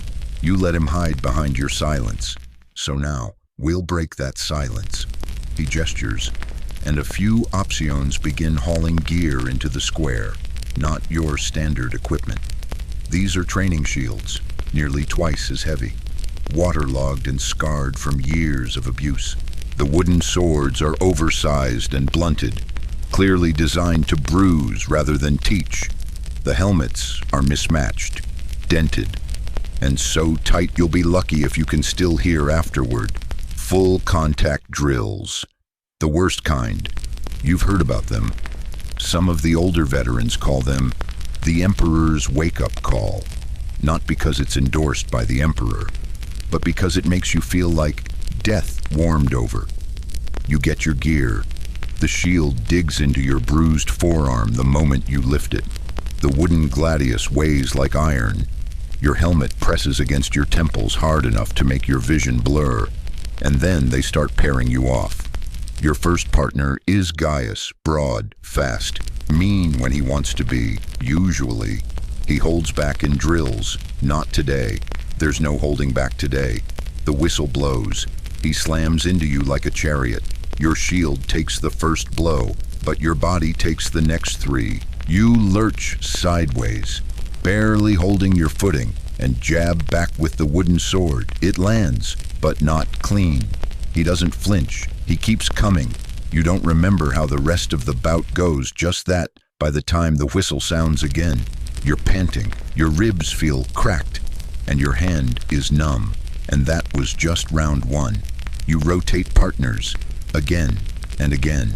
Each man more tired, more angry, more willing to go too far. The whistle keeps blowing, the weapons keep swinging, the bruises keep blooming across your body like purple flowers. The Centurion watches from the side, arms crossed. Hit harder! They're not your brothers, they're your weakness. Bleed it out of them. You want to shout back. Tell him this isn't training, it's baiting. They want you to snap. They want someone to break under pressure, not just break, confess, or accuse, or point fingers. It's not about strength, it's about cracking the shell. By the fourth round, your legs are jelly. Your arm is trembling too much to lift the shield properly. Your opponent, some recruit from the northern provinces you barely know, slams his wooden sword into your shoulder with a grunt. You stagger. He keeps going. You fall. They don't stop the drill. Someone yells. Another man is already on the ground. You hear a pop. Maybe a shoulder dislocated. Maybe worse. A medic rushes in. The Centurion waves him away. Let them feel it. When they finally call a halt, you collapse onto the dirt. You don't sit, you fold.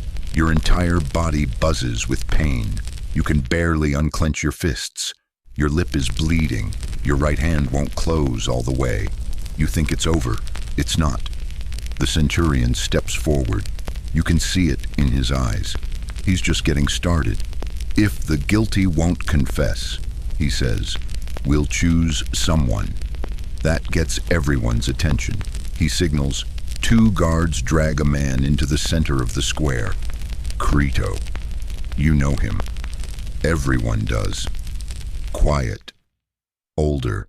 From Numidia. He doesn't talk unless asked. Prays every night. Shared his cloak once with a younger recruit. Never been in trouble. The guards drop a small cloth bag at the Centurion's feet. Found in his tent, he says. Stolen rations, figs, maybe wine residue. You know what's coming. Everyone does, but no one speaks. Crito doesn't resist. He doesn't protest.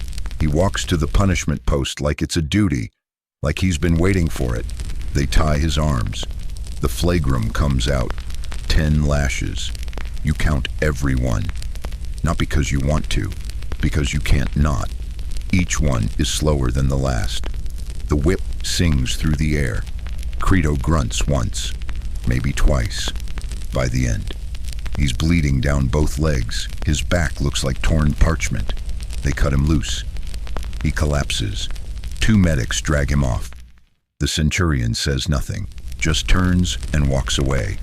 You're dismissed back to your tents. Still no meal. Still no confession. But now you've seen what silence earns. That night. No one talks. Someone coughs. Someone else groans in their sleep. You lie on your back, staring at the ceiling, trying not to think of Credo's face. But it's there. Anyway, you wonder how many more will fall before the real thief says a word. And you wonder what you'll become if this keeps going. Because something inside you is shifting, hardening, and it scares you more than anything else. You expect punishment. You expect shouting. You expect another morning of bruises, cold air, and hunger gnawing holes in your gut. But this morning is different. This morning, it's quiet. No boots stomping. No orders barked before your eyes are even open. No centurion pacing like a hungry wolf. Just silence. That kind of silence that doesn't feel like peace. It feels like the breath held before something terrible. You sit up slowly, waiting for the pain to catch up. It does. Every joint creaks, your shield arm is nearly dead, and your thigh still pulses from yesterday's blow. Outside the tent, a runner's voice cuts the air like a knife. Cohort 3, assemble. No weapons, no armor, just cloaks. You don't like the sound of that. You dress in silence. No one speaks. Your tent mates move like ghosts, Crispus limping, Tiberius clutching his ribs, the others too drained to even groan. The air outside is still. Heavy, like the camp is holding its breath. You join the others in the main square. Your cohort assembles in a crooked line. 80 men who look like they've survived a siege. Not a training week. Eyes hollow, skin gray with dirt and bruises. Your cloak hangs loose over your shoulders, offering no warmth. You scan the yard for clues, then you see them. The stakes, 3 of them, freshly hammered into the ground. Upright, ominous. You don't need to be told what they're for. You already know. Crucifixion. Your stomach twists. You try not to look directly at them, but it's impossible. The wooden beams catch your eye like the glint of a blade in the dark. Then the legate arrives. You've only seen him once before during that inspection days ago, but the memory of his cloak, crimson and perfectly pressed, has lingered. He rides in slowly, flanked by officers on foot, and dismounts with theatrical calm. His face is unreadable, carved from some cold stone. He steps forward, hands clasped behind his back. Your discipline, he says quietly, is not about order. It's about trust. You trust your leaders to lead. Your leaders trust you to obey. When that trust is broken, he glances toward the stakes. This is what happens. No one dares to move. He signals. 3 prisoners are brought forward. Their hands are bound. Their heads are bowed. They wear tattered tunics soaked in sweat and old blood. You recognize one of them, Lucanus, a standard bearer's servant. Always quiet, never trouble. He looks half dead already. These men, the legate announces, were caught attempting to flee the camp last night. Gasps ripple through the cohort. You feel them more than hear them. Desertion. The worst crime a soldier can commit, not just cowardice, betrayal. The legate continues, his voice low and calm. Roman law is clear. The penalty for desertion is death by crucifixion. A long pause. But this isn't just justice. This is instruction. He looks directly at your cohort. One after another, they're raised up on the crosses, their bodies sagging forward, the ropes and nails holding them fast. The wind picks up. The sun creeps higher, but no one moves. You're ordered to stand and watch. An hour passes, maybe 2. Your legs shake. Your lips crack. Your hands tremble under your cloak, but you don't complain. No one does. Because what happened this morning, this ritual, this warning is not for justice. It's a message. Discipline is obedience. Obedience is survival. Break the chain, and you hang. Eventually, you're dismissed, but not back to training, not to the mess tent, not even to dig another trench. You're sent to latrine duty. The smell hits you before the trench even comes into view. Rot, filth, human waste baking in the sun. The old trench is overflowing. You're handed shovels and ordered to dig 5 feet deeper, stir the muck, and reline the pit with gravel. You choke down the urge to gag as your boots sink into the edge of the waist. A man next to you starts vomiting and earns a backhand from a passing officer. "You'll do worse on campaign," the man growls. You dig and dig and dig. Flies swarm your face. Sweat stings your eyes. You feel the blister tear open on your hand and don't stop. You just keep shoveling. Because if you pause, if you protest, if you even look like you're about to collapse, you remember the stakes, you remember the nails later. When your shift ends, you try to scrub your hands with sand. It doesn't work. The stink is in your skin, maybe in your bones. You sit down by a fire that no one feels like lighting and stare into the ground. Someone whispers, "They say the thief confessed." You glance over. Another man shakes his head. Too late. Doesn't matter anymore. The conversation dies as quickly as it began. Back in your tent. The silence is different tonight. It's not tense. It's hollow, like the wind passed through and took the last scraps of humanity with it. You lie down. Someone coughs. Someone else mutters a prayer in Greek. You close your eyes, but you can still see the crosses. And the worst part? You didn't feel shocked anymore. Just tired. Just numb. You wake up gasping, not because someone kicked you, or because the centurion is barking outside your tent again. This time, it's worse. You wake because of a dream, a cruel, vivid dream in which you were the one nailed to the stake. You can still feel the weight of the wood behind your back, the cold iron nail pressing into your palm, and the way your voice cracked as you screamed in your sleep.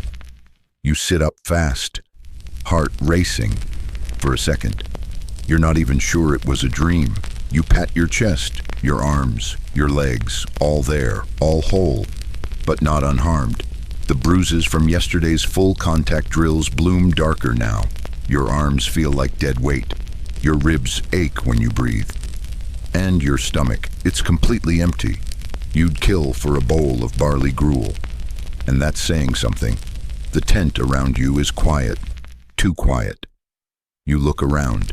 Tiberius is still asleep, twitching slightly in his sleep. Marcus is already sitting up, staring at the wall of the tent like it just told him bad news. No one speaks, because what's there to say? You've all crossed some invisible line. The crucifixions weren't just a punishment, they were a message. You're trapped. When the horn sounds, thin and sharp in the early morning dark, you expect the usual routine. Dress, drill, dig, bleed, repeat. But this time, it's different. This time the note is off. Not the usual wake-up call. It's higher, faster, and you know immediately what it means. Alarm. The real alarm.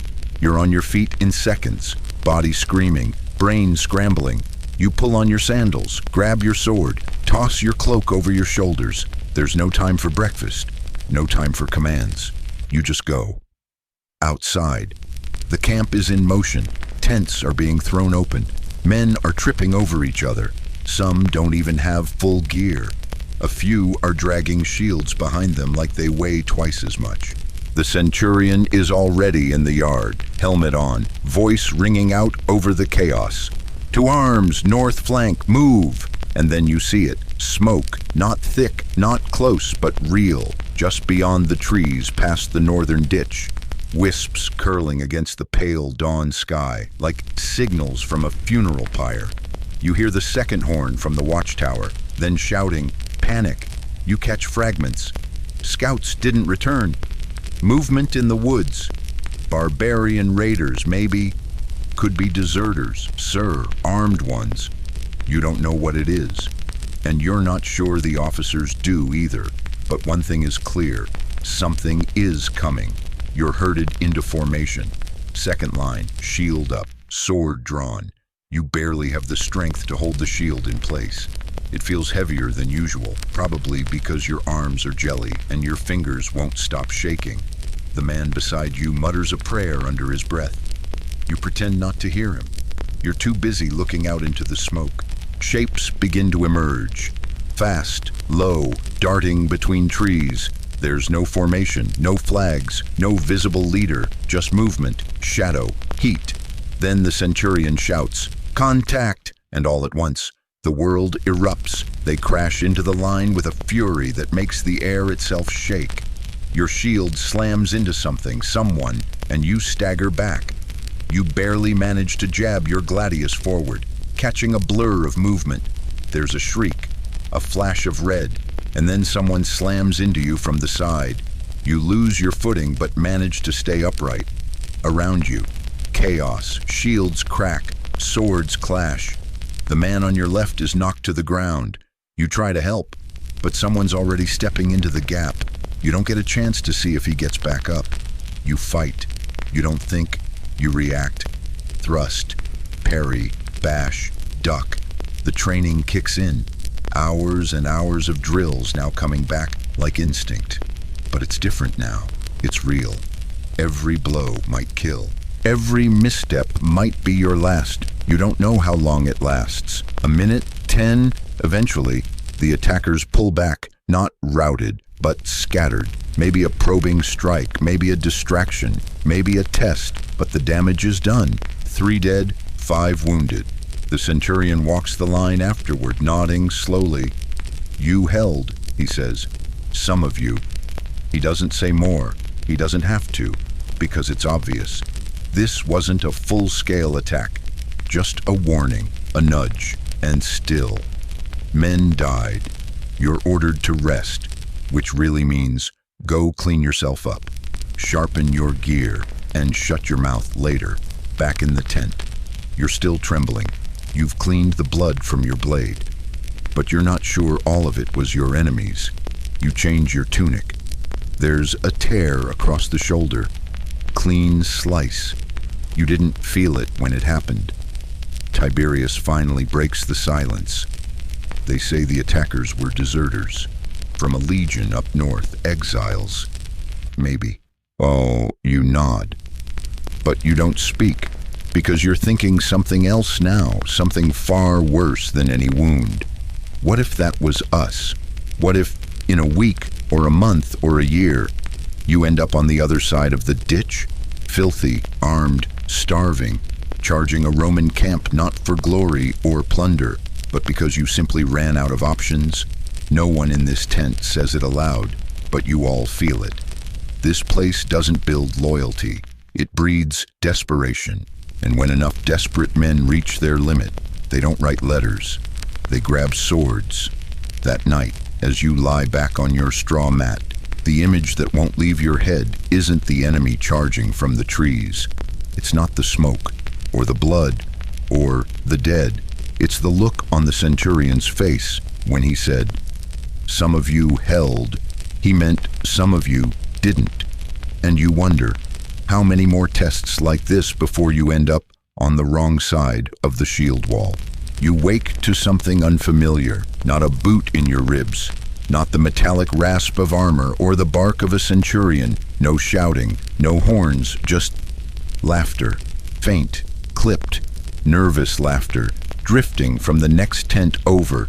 At first, it doesn't register. It sounds out of place, like someone left a door open between this camp and a different world, one where things make sense, one where people laugh because they're happy, not because they've lost the ability to cry.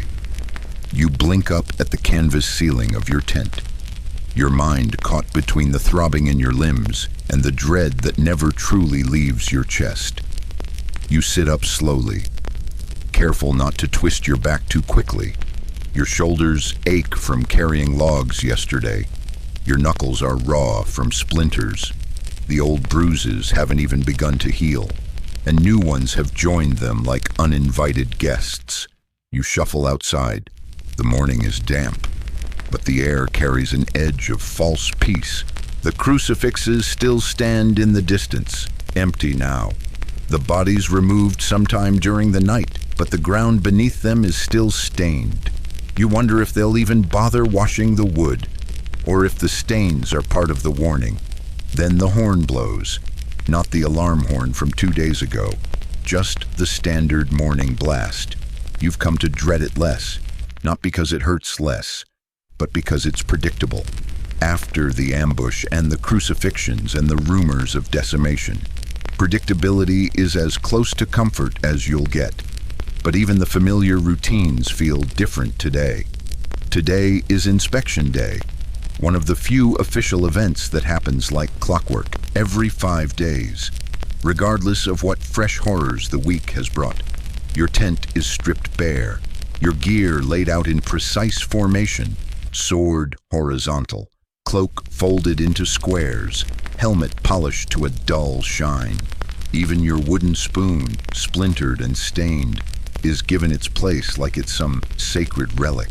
The centurion arrives, flanked by 2 record keepers and a grim-looking officer from the legate's staff. The officer holds a wax tablet and a stylus and looks like he's hoping to find something wrong. You stand rigid as they approach. They stop, look down at your kit, look up at you. "You call this a shine?" the officer asks, nudging your helmet with the tip of his stylus. You fight the urge to answer. You've learned better. Next, Tiberius beside you gets reprimanded for a crease in his cloak. Marcus is warned for fraying on his sandal straps. A recruit named Secundus, quiet, obedient, gets a full demerit for having a stone lodged in the grooves of his belt buckle. You're reminded that in the Roman army, perfection isn't a goal, it's the baseline. Anything less is weakness, and weakness gets punished. The rest of the morning is consumed by pointless cleaning and standing at attention. You begin to understand that inspections aren't about discipline or preparedness. They're about humiliation, to remind you that even on the rare days when no one bleeds, your time is still not your own. After the inspection, you're told to report to the North Rampart. No explanation. You and your cohort arrive to find piles of timber stacked beside the ditch, tools laid out like a carpenter's funeral. You already know what this means. Reinforcements. Yesterday's ambush made it clear. The camp's defenses aren't strong enough. So now, it's up to you to fix that. You're handed axes and shovels and told to double the height of the palisade. That means cutting trees, stripping branches, sharpening the ends, digging new posts into the mud. It's backbreaking work. Every swing of the axe vibrates up your arms. Every stake you hammer into the earth feels like another reminder that this camp isn't a home. It's a prison preparing for siege. By midday, your tunic is soaked through, your boots squelch in the mud. You've got dirt in your teeth and splinters in your palms. Marcus cuts his thumb to the bone on a jagged stake and keeps working anyway. No one offers help. There's no time. There's only the deadline, sundown. You take a short break only when ordered. Crouching in the shade beside a stack of half-shaped logs, your stomach growls like an animal. You gnaw on hard bread and warm water, then return to the wall all afternoon. You think about the rumors, decimation. You heard it from a tent mate yesterday, who heard it from an auxiliary, who overheard a message between officers. If a unit is disobedient, weak, or fails to perform, Rome revives the ancient punishment. 1 in every 10 men is executed by his own comrades, beaten to death, drawn by lots. It's not common, but it's real. The idea lodges itself in your mind like a splinter. Could they really do it? Here, now, why not? They crucified 3 men for desertion, publicly, without trial. They've beaten you, starved you, thrown you into endless drills, punished you for someone else's crime. Is decimation really so unthinkable? That night, after the wall work is finally called to a stop, you stagger back to camp. Your hands are shaking. Your vision blurs at the edges. You lie down in your tent without removing your boots, and you listen. You listen to the silence, not peaceful silence, not restful. The kind of silence that comes when everyone is thinking the same thing, but no one dares to say it. 1 in 10. The math plays in your head like a cruel nursery rhyme. Tiberius, Marcus, you, Lucius, Sextus, Secundus, Gaius, Publius, Crispus, Cassian, 10. One of you. Tomorrow. Next week, no one knows. That's the genius of it. Fear is most effective when it's uncertain. You stare at the ceiling of the tent until the lines of the canvas blur. And in your chest, a quiet realization takes shape. You didn't join a legion to die for Rome. You joined because you were told there was structure, that this life had rules, that you'd be part of something stronger. Now you see the truth. The only structure here is power, and the only rule is survive. By now, you've stopped wondering if things will get better. That's not how this place works. A Roman legion camp doesn't improve. It only intensifies. It sharpens. It finds new angles from which to wear you down. You wake stiff and sore from yesterday's wall duty, but there's no time to stretch or complain. A runner is already shouting down the tent lines. All units assemble at the training yard, shields only. No swords. That's strange. You scramble into gear, what little of it's left intact after 2 weeks of drills, beatings, trench work, and ambushes. Your shield is still splattered with old blood, a mix of yours and someone else's. You don't ask questions anymore. There's no point. When you reach the yard, something's already off. The entire cohort is assembled, all 80 men, but no officers are speaking. Instead, they're standing behind a large wooden crate, newly delivered from the supply wagons. It's old, bound with iron straps, and chained shut. You can smell the metal from here.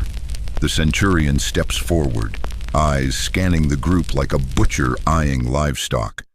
No drills today, he announces. No one cheers. You've learned better. There is an opportunity, he continues. For those of you still hoping to distinguish yourselves, there it is. The dangerous word, distinguish. You've come to fear it when a Roman officer says it. It usually means someone's going to bleed in a way that doesn't look good in a victory painting. The crate is opened. Inside, manichae, arm guards, heavy, reinforced with iron bands. Not standard issue for camp. You've seen them once before, on gladiators. A murmur ripples through the group. You try to stay still, eyes forward, but your stomach drops. The centurion speaks again. Trial of valor, hand-to-hand combat, volunteer only, no weapons, no armor, shields and manichae. You wait for the trick. There's always a trick. Then he adds, almost too casually, winner gets first pick from tomorrow's ration delivery and a letter of commendation. Ah, there it is. Food and favor. 2 things men here would kill for. Literally. There's silence. Then Crispus steps forward. You're not surprised. He's been itching to fight someone ever since the crucifixions. You think he wants to bleed, or make someone else bleed. Maybe both. Then another man steps up. A big Gaulish recruit, Varro, nearly a head taller than anyone else in the cohort. Bare-chested already, with scars like a map of old mistakes. The crowd parts. A ring is drawn. The 2 men face each other. The rules are simple. No killing. Stay inside the circle. First man down for 10 seconds or who cannot continue loses. What follows isn't a fight. It's a reckoning. They go at each other like animals. Crispus moves fast, jabbing with the shield, slamming his manichae into Varro's side. Varro absorbs the blows like a wall, then counters with a single, brutal strike that sends Crispus staggering. You watch with a strange detachment, arms crossed, heart thudding in your chest. Part of you wants to look away, part of you can't. This isn't entertainment. This is a hunger ritual. Every blow is food, every bruise is a favor, every drop of sweat is a desperate bid not to vanish into the mud of this place. Crispus lands a sharp hook that rattles Barrow. Then Barrow responds by lifting Crispus off his feet and slamming him down so hard the whole yard seems to shake. Crispus doesn't get up. Match over. Barrow is declared winner. Someone tosses him a crust of bread. Early payment. Apparently, the Centurion claps once. Not applause. Just a signal. Next pair. You're still trying to catch your breath from watching when you hear your name. Your name. Spoken clearly, firmly. The Centurion is looking straight at you. Your gut tightens. You were volunteered. Not by choice. Obviously. Probably by rotation. Or maybe someone suggested you. Maybe Marcus. Maybe it was random. Doesn't matter now. You step into the circle. Your opponent, Publius, you don't know much about him. He's quiet, wiry, not particularly tall, but you've seen him take punishment without blinking. That's not a good sign. You're handed the manicky. The iron is cold. Too heavy for your tired arms. You slide them on anyway. Your shield still stinks of sweat and wood smoke. The fight begins. You circle each other. The ring feels too small. The eyes feel too many. Publius strikes first, low, to your side. You deflect it with the rim of your shield and try to counter. You clip his jaw. He snarls. Then it becomes a blur. Strike, block, step, pivot. You're not trained for this. Not really. Not unarmed. Not like this. But adrenaline makes up for a lot. He hits you. You hit him. He locks your arm for a second. You break free. You bash his ribs with the edge of the shield. He doubles over, then sweeps your legs. You fall, but you twist as you land, dragging him with you. You both hit the ground, tangled like wrestlers in the sand. Someone is counting. You scramble up. You stand. He doesn't. Victory. Barely. The Centurion nods once. Not praise, just recognition. You limp back to the edge of the yard, breath ragged, lips split. Someone hands you a water skin. It tastes like rust and rain. Later, the Centurion pulls you aside. You held your own, he says. Could be useful. You don't ask what that means. You already know. You've earned visibility now, and in a Roman legion. Visibility is a double-edged sword. You might get promoted, or chosen for the next horrible task no one else wants. That night, as you chew your dry bread, double portion today, you try to feel proud. You don't. You just feel closer to the edge. Because here's the truth. You didn't win because you were stronger. You won because you were hungrier. And that, more than anything, terrifies you. The moment your eyes open, you regret it. Pain greets you before anything else. It's become your usual morning companion. Your ribs throb with every shallow breath. Your hands are raw from the splinters earned building the ramparts. And your arms feel like sandbags strapped to your shoulders. But there's something new today, too. A creeping chill that soaks through your bones before you've even left your bedroll.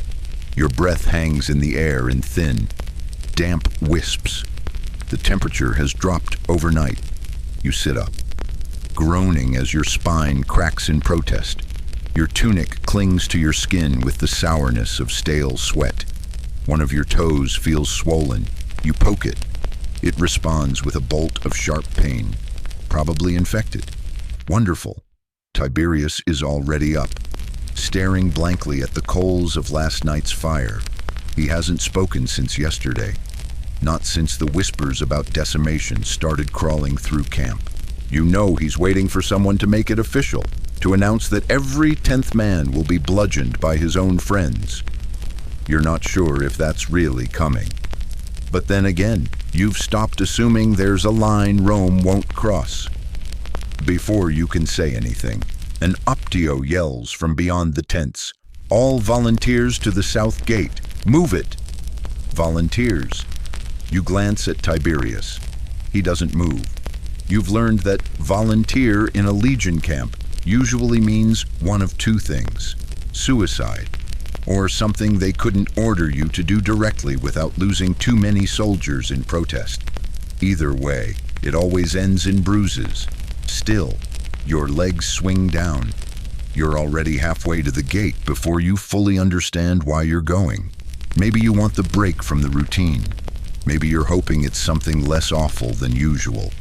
Or maybe it's just because you don't want to sit still and imagine your name being drawn from a pot for execution.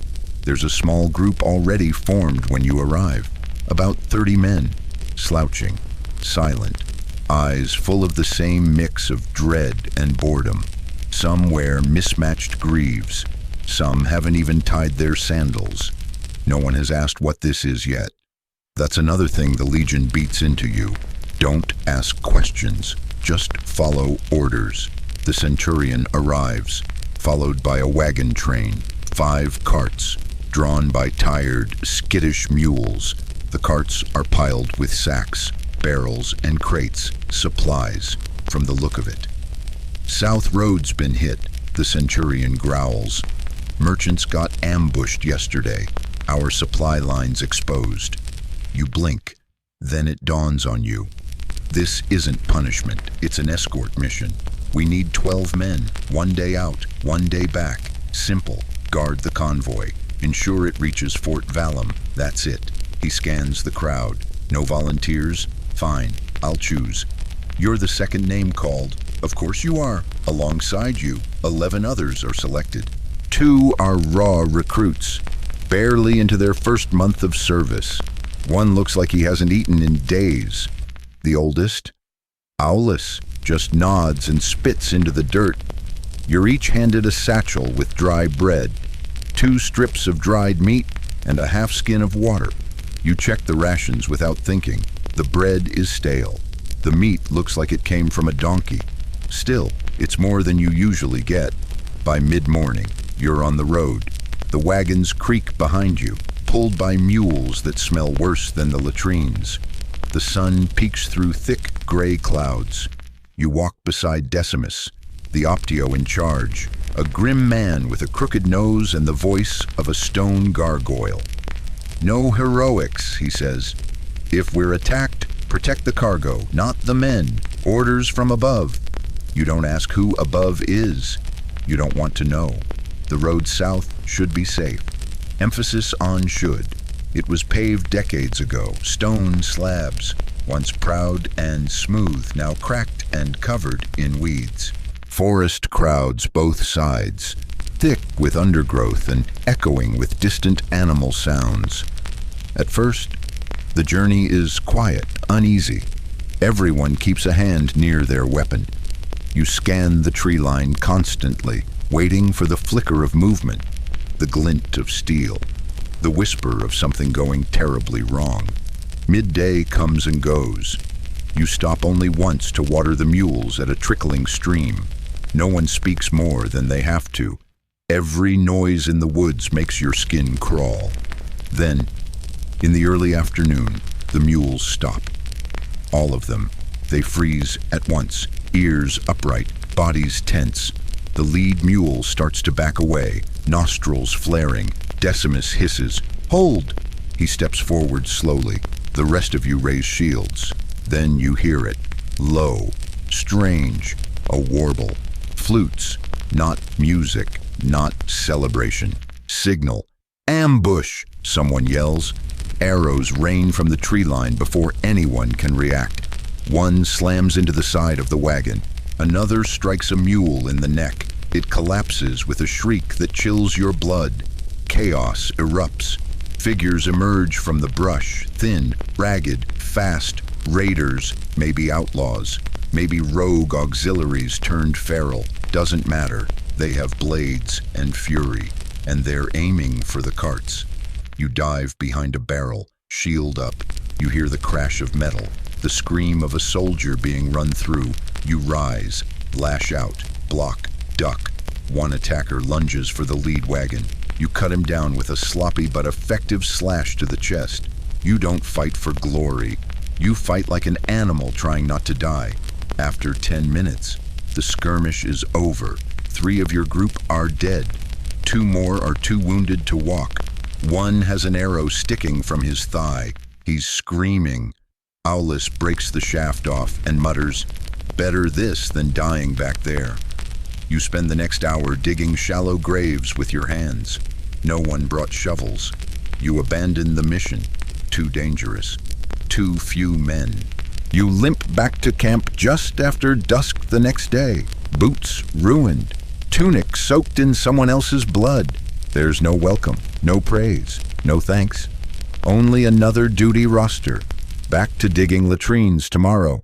You return to camp with dirt still under your fingernails from the shallow graves. Your tunic stiff with blood, some of it yours. Most of it not. You haven't slept in over 30 hours. Haven't eaten more than a few crusts. But as your boots touch the gravel at the south gate, something even worse than exhaustion sets in. Nothing has changed. The same smoke drifts from the mess tent. The same patrol stomps past like nothing happened. No one asks where you've been. No one notices who's missing. You expected at least a nod, a muttered, "Well done." Something instead. A scribe shoves a wax tablet into your chest and says, "Report to duty post 4, night watch." You stare at him. Surely he's joking. He is not.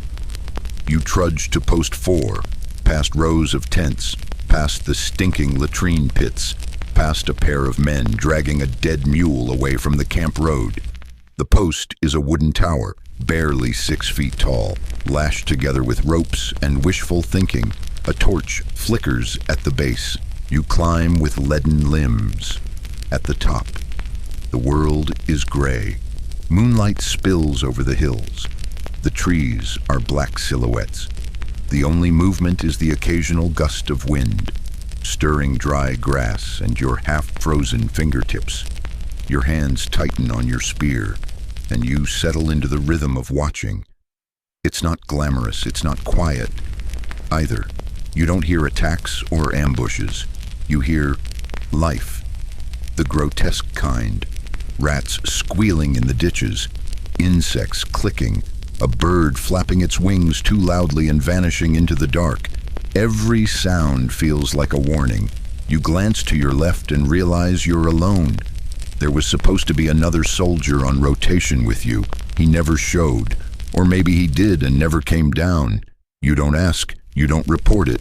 There's a rule here. Don't draw attention. Your shift passes like a fog, numb, disjointed. By dawn, your eyelids weigh more than your shield. You return to your tent on legs that barely work. And there, you find something worse than the cold. Your name, scratched into a slate board hung by the entrance. That board is the assignment roster. It changes daily, most days. It's latrine duty or trench repair, sometimes foraging, always cruel. But today, Convictus drill, cohort B, selection only. Your stomach knots. Convictus drills are rare, not part of regular rotation. They're whispered about by recruits and veterans alike. A disciplinary measure that masquerades as advanced training. You've never seen one yourself, but you've heard. No rules, no breaks, no mercy. You barely have time to rinse your face before you're herded out to the old drill yard. It's been cleared, ringed with stakes. A bonfire crackles in the center, its smoke rising into the pale morning air. The centurion stands before a group of 20 men, you among them. "These are not normal drills," he says. "These are for those who need to remember what it means to be part of Rome." That's a bad start. Then comes the real blow. You'll be running the gauntlet. The gauntlet isn't a myth. You've seen parts of it, heard it mentioned during mealtime punishments. It's an obstacle course designed not to train, but to break. A mix of physical trial and psychological torture. Part labyrinth, part arena. First, you crawl. Not across dirt, across gravel, on your stomach, bare arms, sharp stones. Your skin tears immediately. Blood dots the earth behind you. Men hiss and wince and grunt, but no one dares cry out. You keep your mouth shut. The taste of copper hits your tongue. Then come the walls. 10-foot wooden barricades slick with oil. You must climb them with rope, but the rope is frayed, soaked from last night's rain. You make it halfway before your grip fails. You fall. Not far, but badly. Your ankle rolls under your weight. You keep moving. Next, the tunnel. Just a narrow pit, barely wider than your shoulders, filled with smoke and stench. You're forced to crawl through blind. Your hand brushes something soft and wet. You don't ask what it is. Then you're out. And that's when the worst begins. The circle. A ring drawn into the dirt. 2 men enter at a time. No weapons, no shield, just fists, elbows, knees, teeth. If you fall or leave the circle, you fail. And failure means repeating the course. You're called third, your opponent, Gaius, a wiry soldier who hasn't spoken since the first week. His eyes are vacant. You suspect he's already broken, and that makes him dangerous. Broken men don't care about consequences. The fight is fast, ugly. He hits first, a jab to the ribs. You grunt, you retaliate, an elbow to his jaw. He stumbles, you press.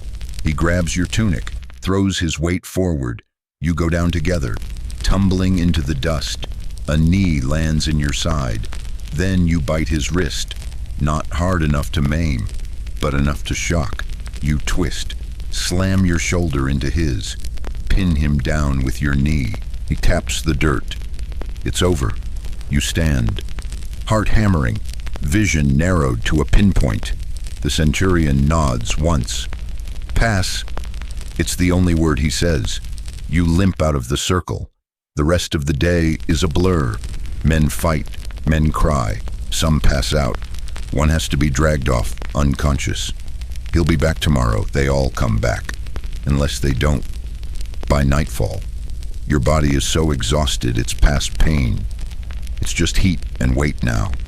You collapse onto your mat, and as you lie there, breathing through cracked lips, you realize something new. You no longer care about surviving. You care about not being forgotten, because here, that's worse than death. You've lost track of how long you've been here, not just days, but any real sense of movement through time. The sun rises, the sun sets, but it doesn't progress. It just loops. Everything blurs, one endless rotation of digging, marching, bleeding, and pretending not to notice who didn't show up to roll call. You remember arriving.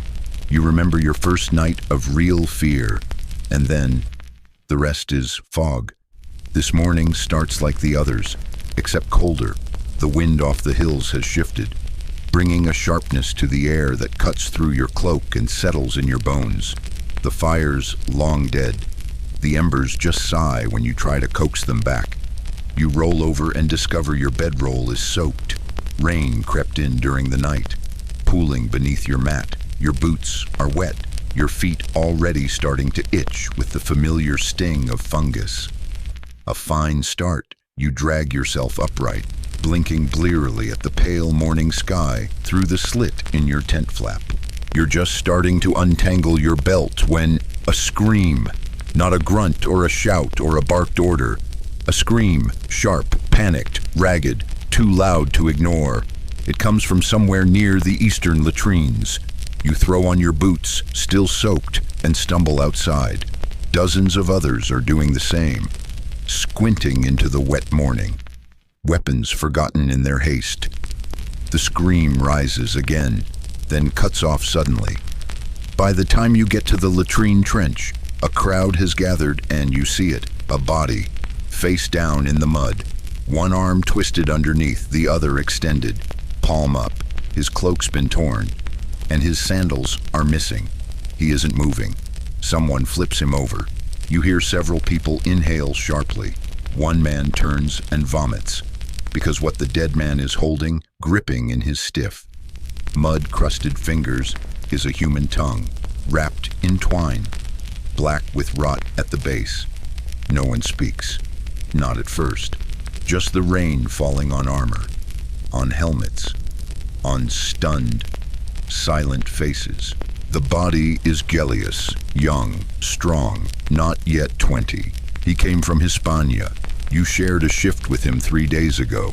He gave you half his bread when yours was crawling with weevils. Now he's a corpse. His mouth is open in a frozen scream. His eyes bulge. His skin's gone pale and waxy, but there's no blood, no wound that explains what killed him. Just that tongue, tied up like some sort of offering. The Optio shoves through the crowd, eyes blazing. Back, clear the area. But no one moves. They're too shocked, too scared. You catch a murmur beside you. It's happening again. Again? Then someone else says it louder. Same as what happened last month. The auxiliary, remember? They found him missing half his face. You blink. You do remember. You just forgot it. Maybe on purpose, someone else mutters. This wasn't bandits. This is something inside the camp. That thought settles in like poison. The centurion arrives and orders the body taken away. Wrapped, bagged, carted off behind the supply tents. No rites, no funeral, just disappearance. But it doesn't disappear from you that night. No one eats much. The stew is watery, but it smells worse than usual.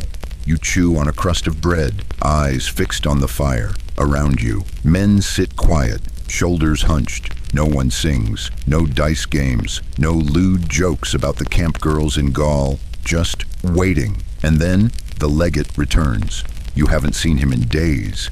He arrives on horseback, flanked by 2 mounted guards in ceremonial gear. His cloak is dry despite the drizzle. His horse wears bronze-plated armor, gleaming in the firelight. He calls an assembly. You stand in rows again, shoulder to shoulder, drenched and tense. The legate paces before you, hands behind his back. There is fear among you, he says evenly. There is confusion. That ends now. He doesn't mention the tongue. Instead, he talks of duty, of loyalty, of Roman discipline. He quotes old generals. Then he announces the solution. To restore the purity of this camp, he says, we shall perform a lustratio. The word hits like a punch. You've heard it once, whispered after a massacre in a mountain pass. A cleansing ritual, ancient and brutal, used when Rome suspects that something deeper than chaos has crept into the ranks. Impurity, curse, defilement. The ritual begins at dusk. 3 animals are brought in, a white bull, a white pig, and a white sheep, all spotless, trembling in the cold. A priest follows, not a camp priest. This one wears a black cloak and has no hair. His face is smeared with ash, his hands painted red. He chants in Latin, but not the kind you understand.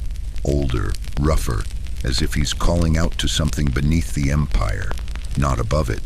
The animals are walked in a circle around the perimeter of camp.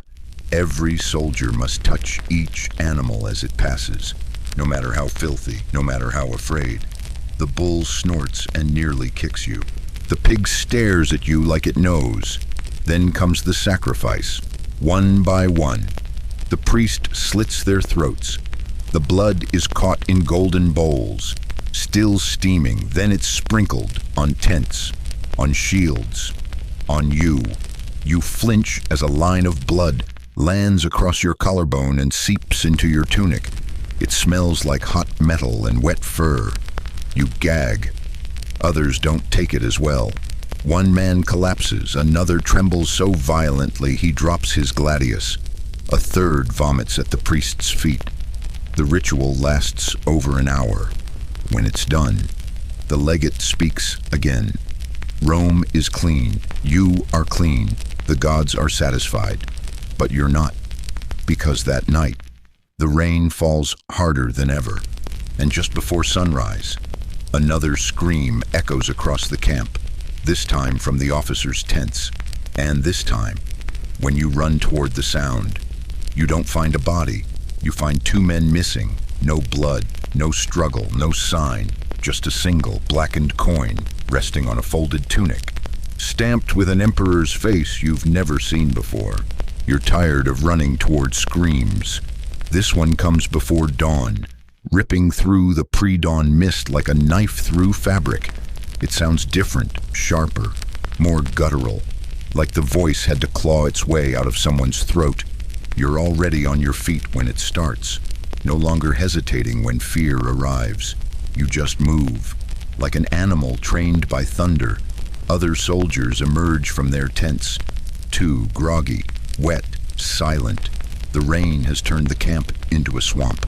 The mud grips your sandals like hungry hands as you and a dozen others jog toward the officers' quarters. Your breath steams in the cold. No one says a word, but when you arrive, there's no body, no torn tent, no blood, just an empty cot, a folded tunic, and on top of it, a single coin, black, burnished, stamped with a face you don't recognize. Not the Emperor, not any you've seen on real currency. This one has hollow eyes, no crown, just a twisted grimace of what might be a laugh or a scream. Someone reaches for it. The Optio slaps his hand away. Don't! You all stand there, soaking wet, unsure what to do. The two missing men, senior officers. One was a centurion, the other a supply clerk. Their names are read later that morning during roll call, and after a long pause, the legate simply says, "Absent, pending reassignment." It's a lie so transparent it doesn't even try to hide. But the real change happens that night. The sounds start, low, rhythmic, not music, not natural. It begins just beyond the palisade, a kind of knocking, wooden, deliberate. 1, 2, pause, 1, 2, 3. You hear it during your midnight shift and freeze mid-step. Your breath catches. You grip your spear tighter. It comes again. Then, laughter, soft, childlike, wrong. You're not the only one who hears it. By morning, 5 men have requested transfer. 3 more have gone completely silent. Won't speak. Won't move.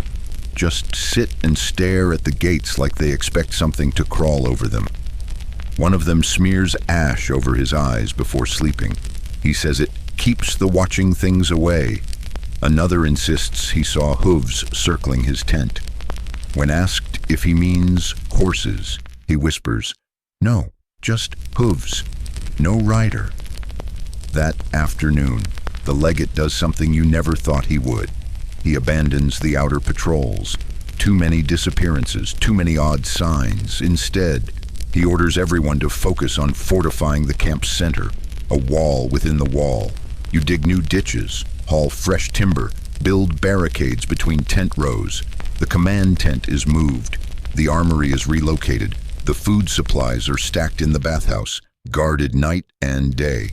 It feels less like a camp and more like a fortress or a prison. When night falls, the fires are stoked higher than usual. Guards double up. No one is allowed out past second watch. The air is brittle with tension, and still, the noises come back. Worse now, closer, and you dream.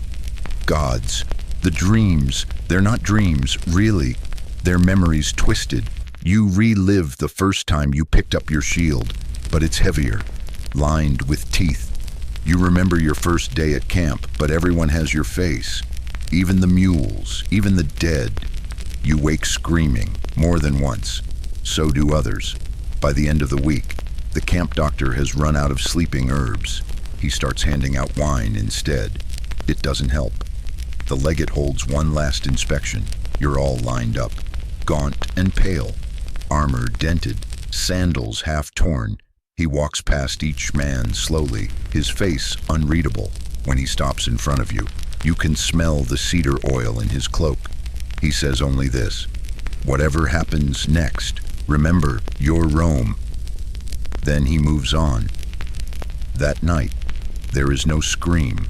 There is no sound at all, just silence. The kind that makes your skin crawl. You sit in your tent, back to the wall, weapon in your lap. eyes refusing to close. And sometime near dawn, you finally understand. This wasn't training. It never was. This wasn't discipline or punishment or even survival. This was a test to see what a man becomes when Rome abandons him to the edges of the world, to see how long you can last when the stars vanish and the gods stop listening, and still you sit there, still breathing, still watching. Because even now, after all the dirt and pain and lost faces, there's a strange peace in knowing that you've made it this far. Even if what's outside the gate is no longer human, even if you're no longer sure you are either, because in the end, you're not just a soldier. You're what's left when the Legion forgets you. You are the last breath of order in a world gone feral. And you're not giving that up. Not tonight. And now, as the camp fades into mist and your heartbeat slows, you let your thoughts quiet just for a little while. The rain outside has softened, like fingertips brushing canvas. The torches are low, their flames dancing gently in the breeze around you. The camp sleeps, or tries to. Even the echoes of fear seem muted, wrapped in the kind of stillness that only comes when exhaustion finally claims the last of your thoughts. You lie back on your mat, the scratch of straw beneath your head oddly comforting, somewhere beyond the walls. The forest stirs, but tonight, it doesn't reach for you. Tonight, you rest. You've earned it, haven't you? The world can wait. The shadows can wait. For now, just breathe. Let your shoulders sink. Let your eyes drift. And if your dreams take you back to that muddy yard, or the whispering trees, or the eyes in the dark, remember, you've seen worse. You've survived worse, because you're still here, and you are, quietly, stubbornly, unbreakable. End of story. Sweet dreams.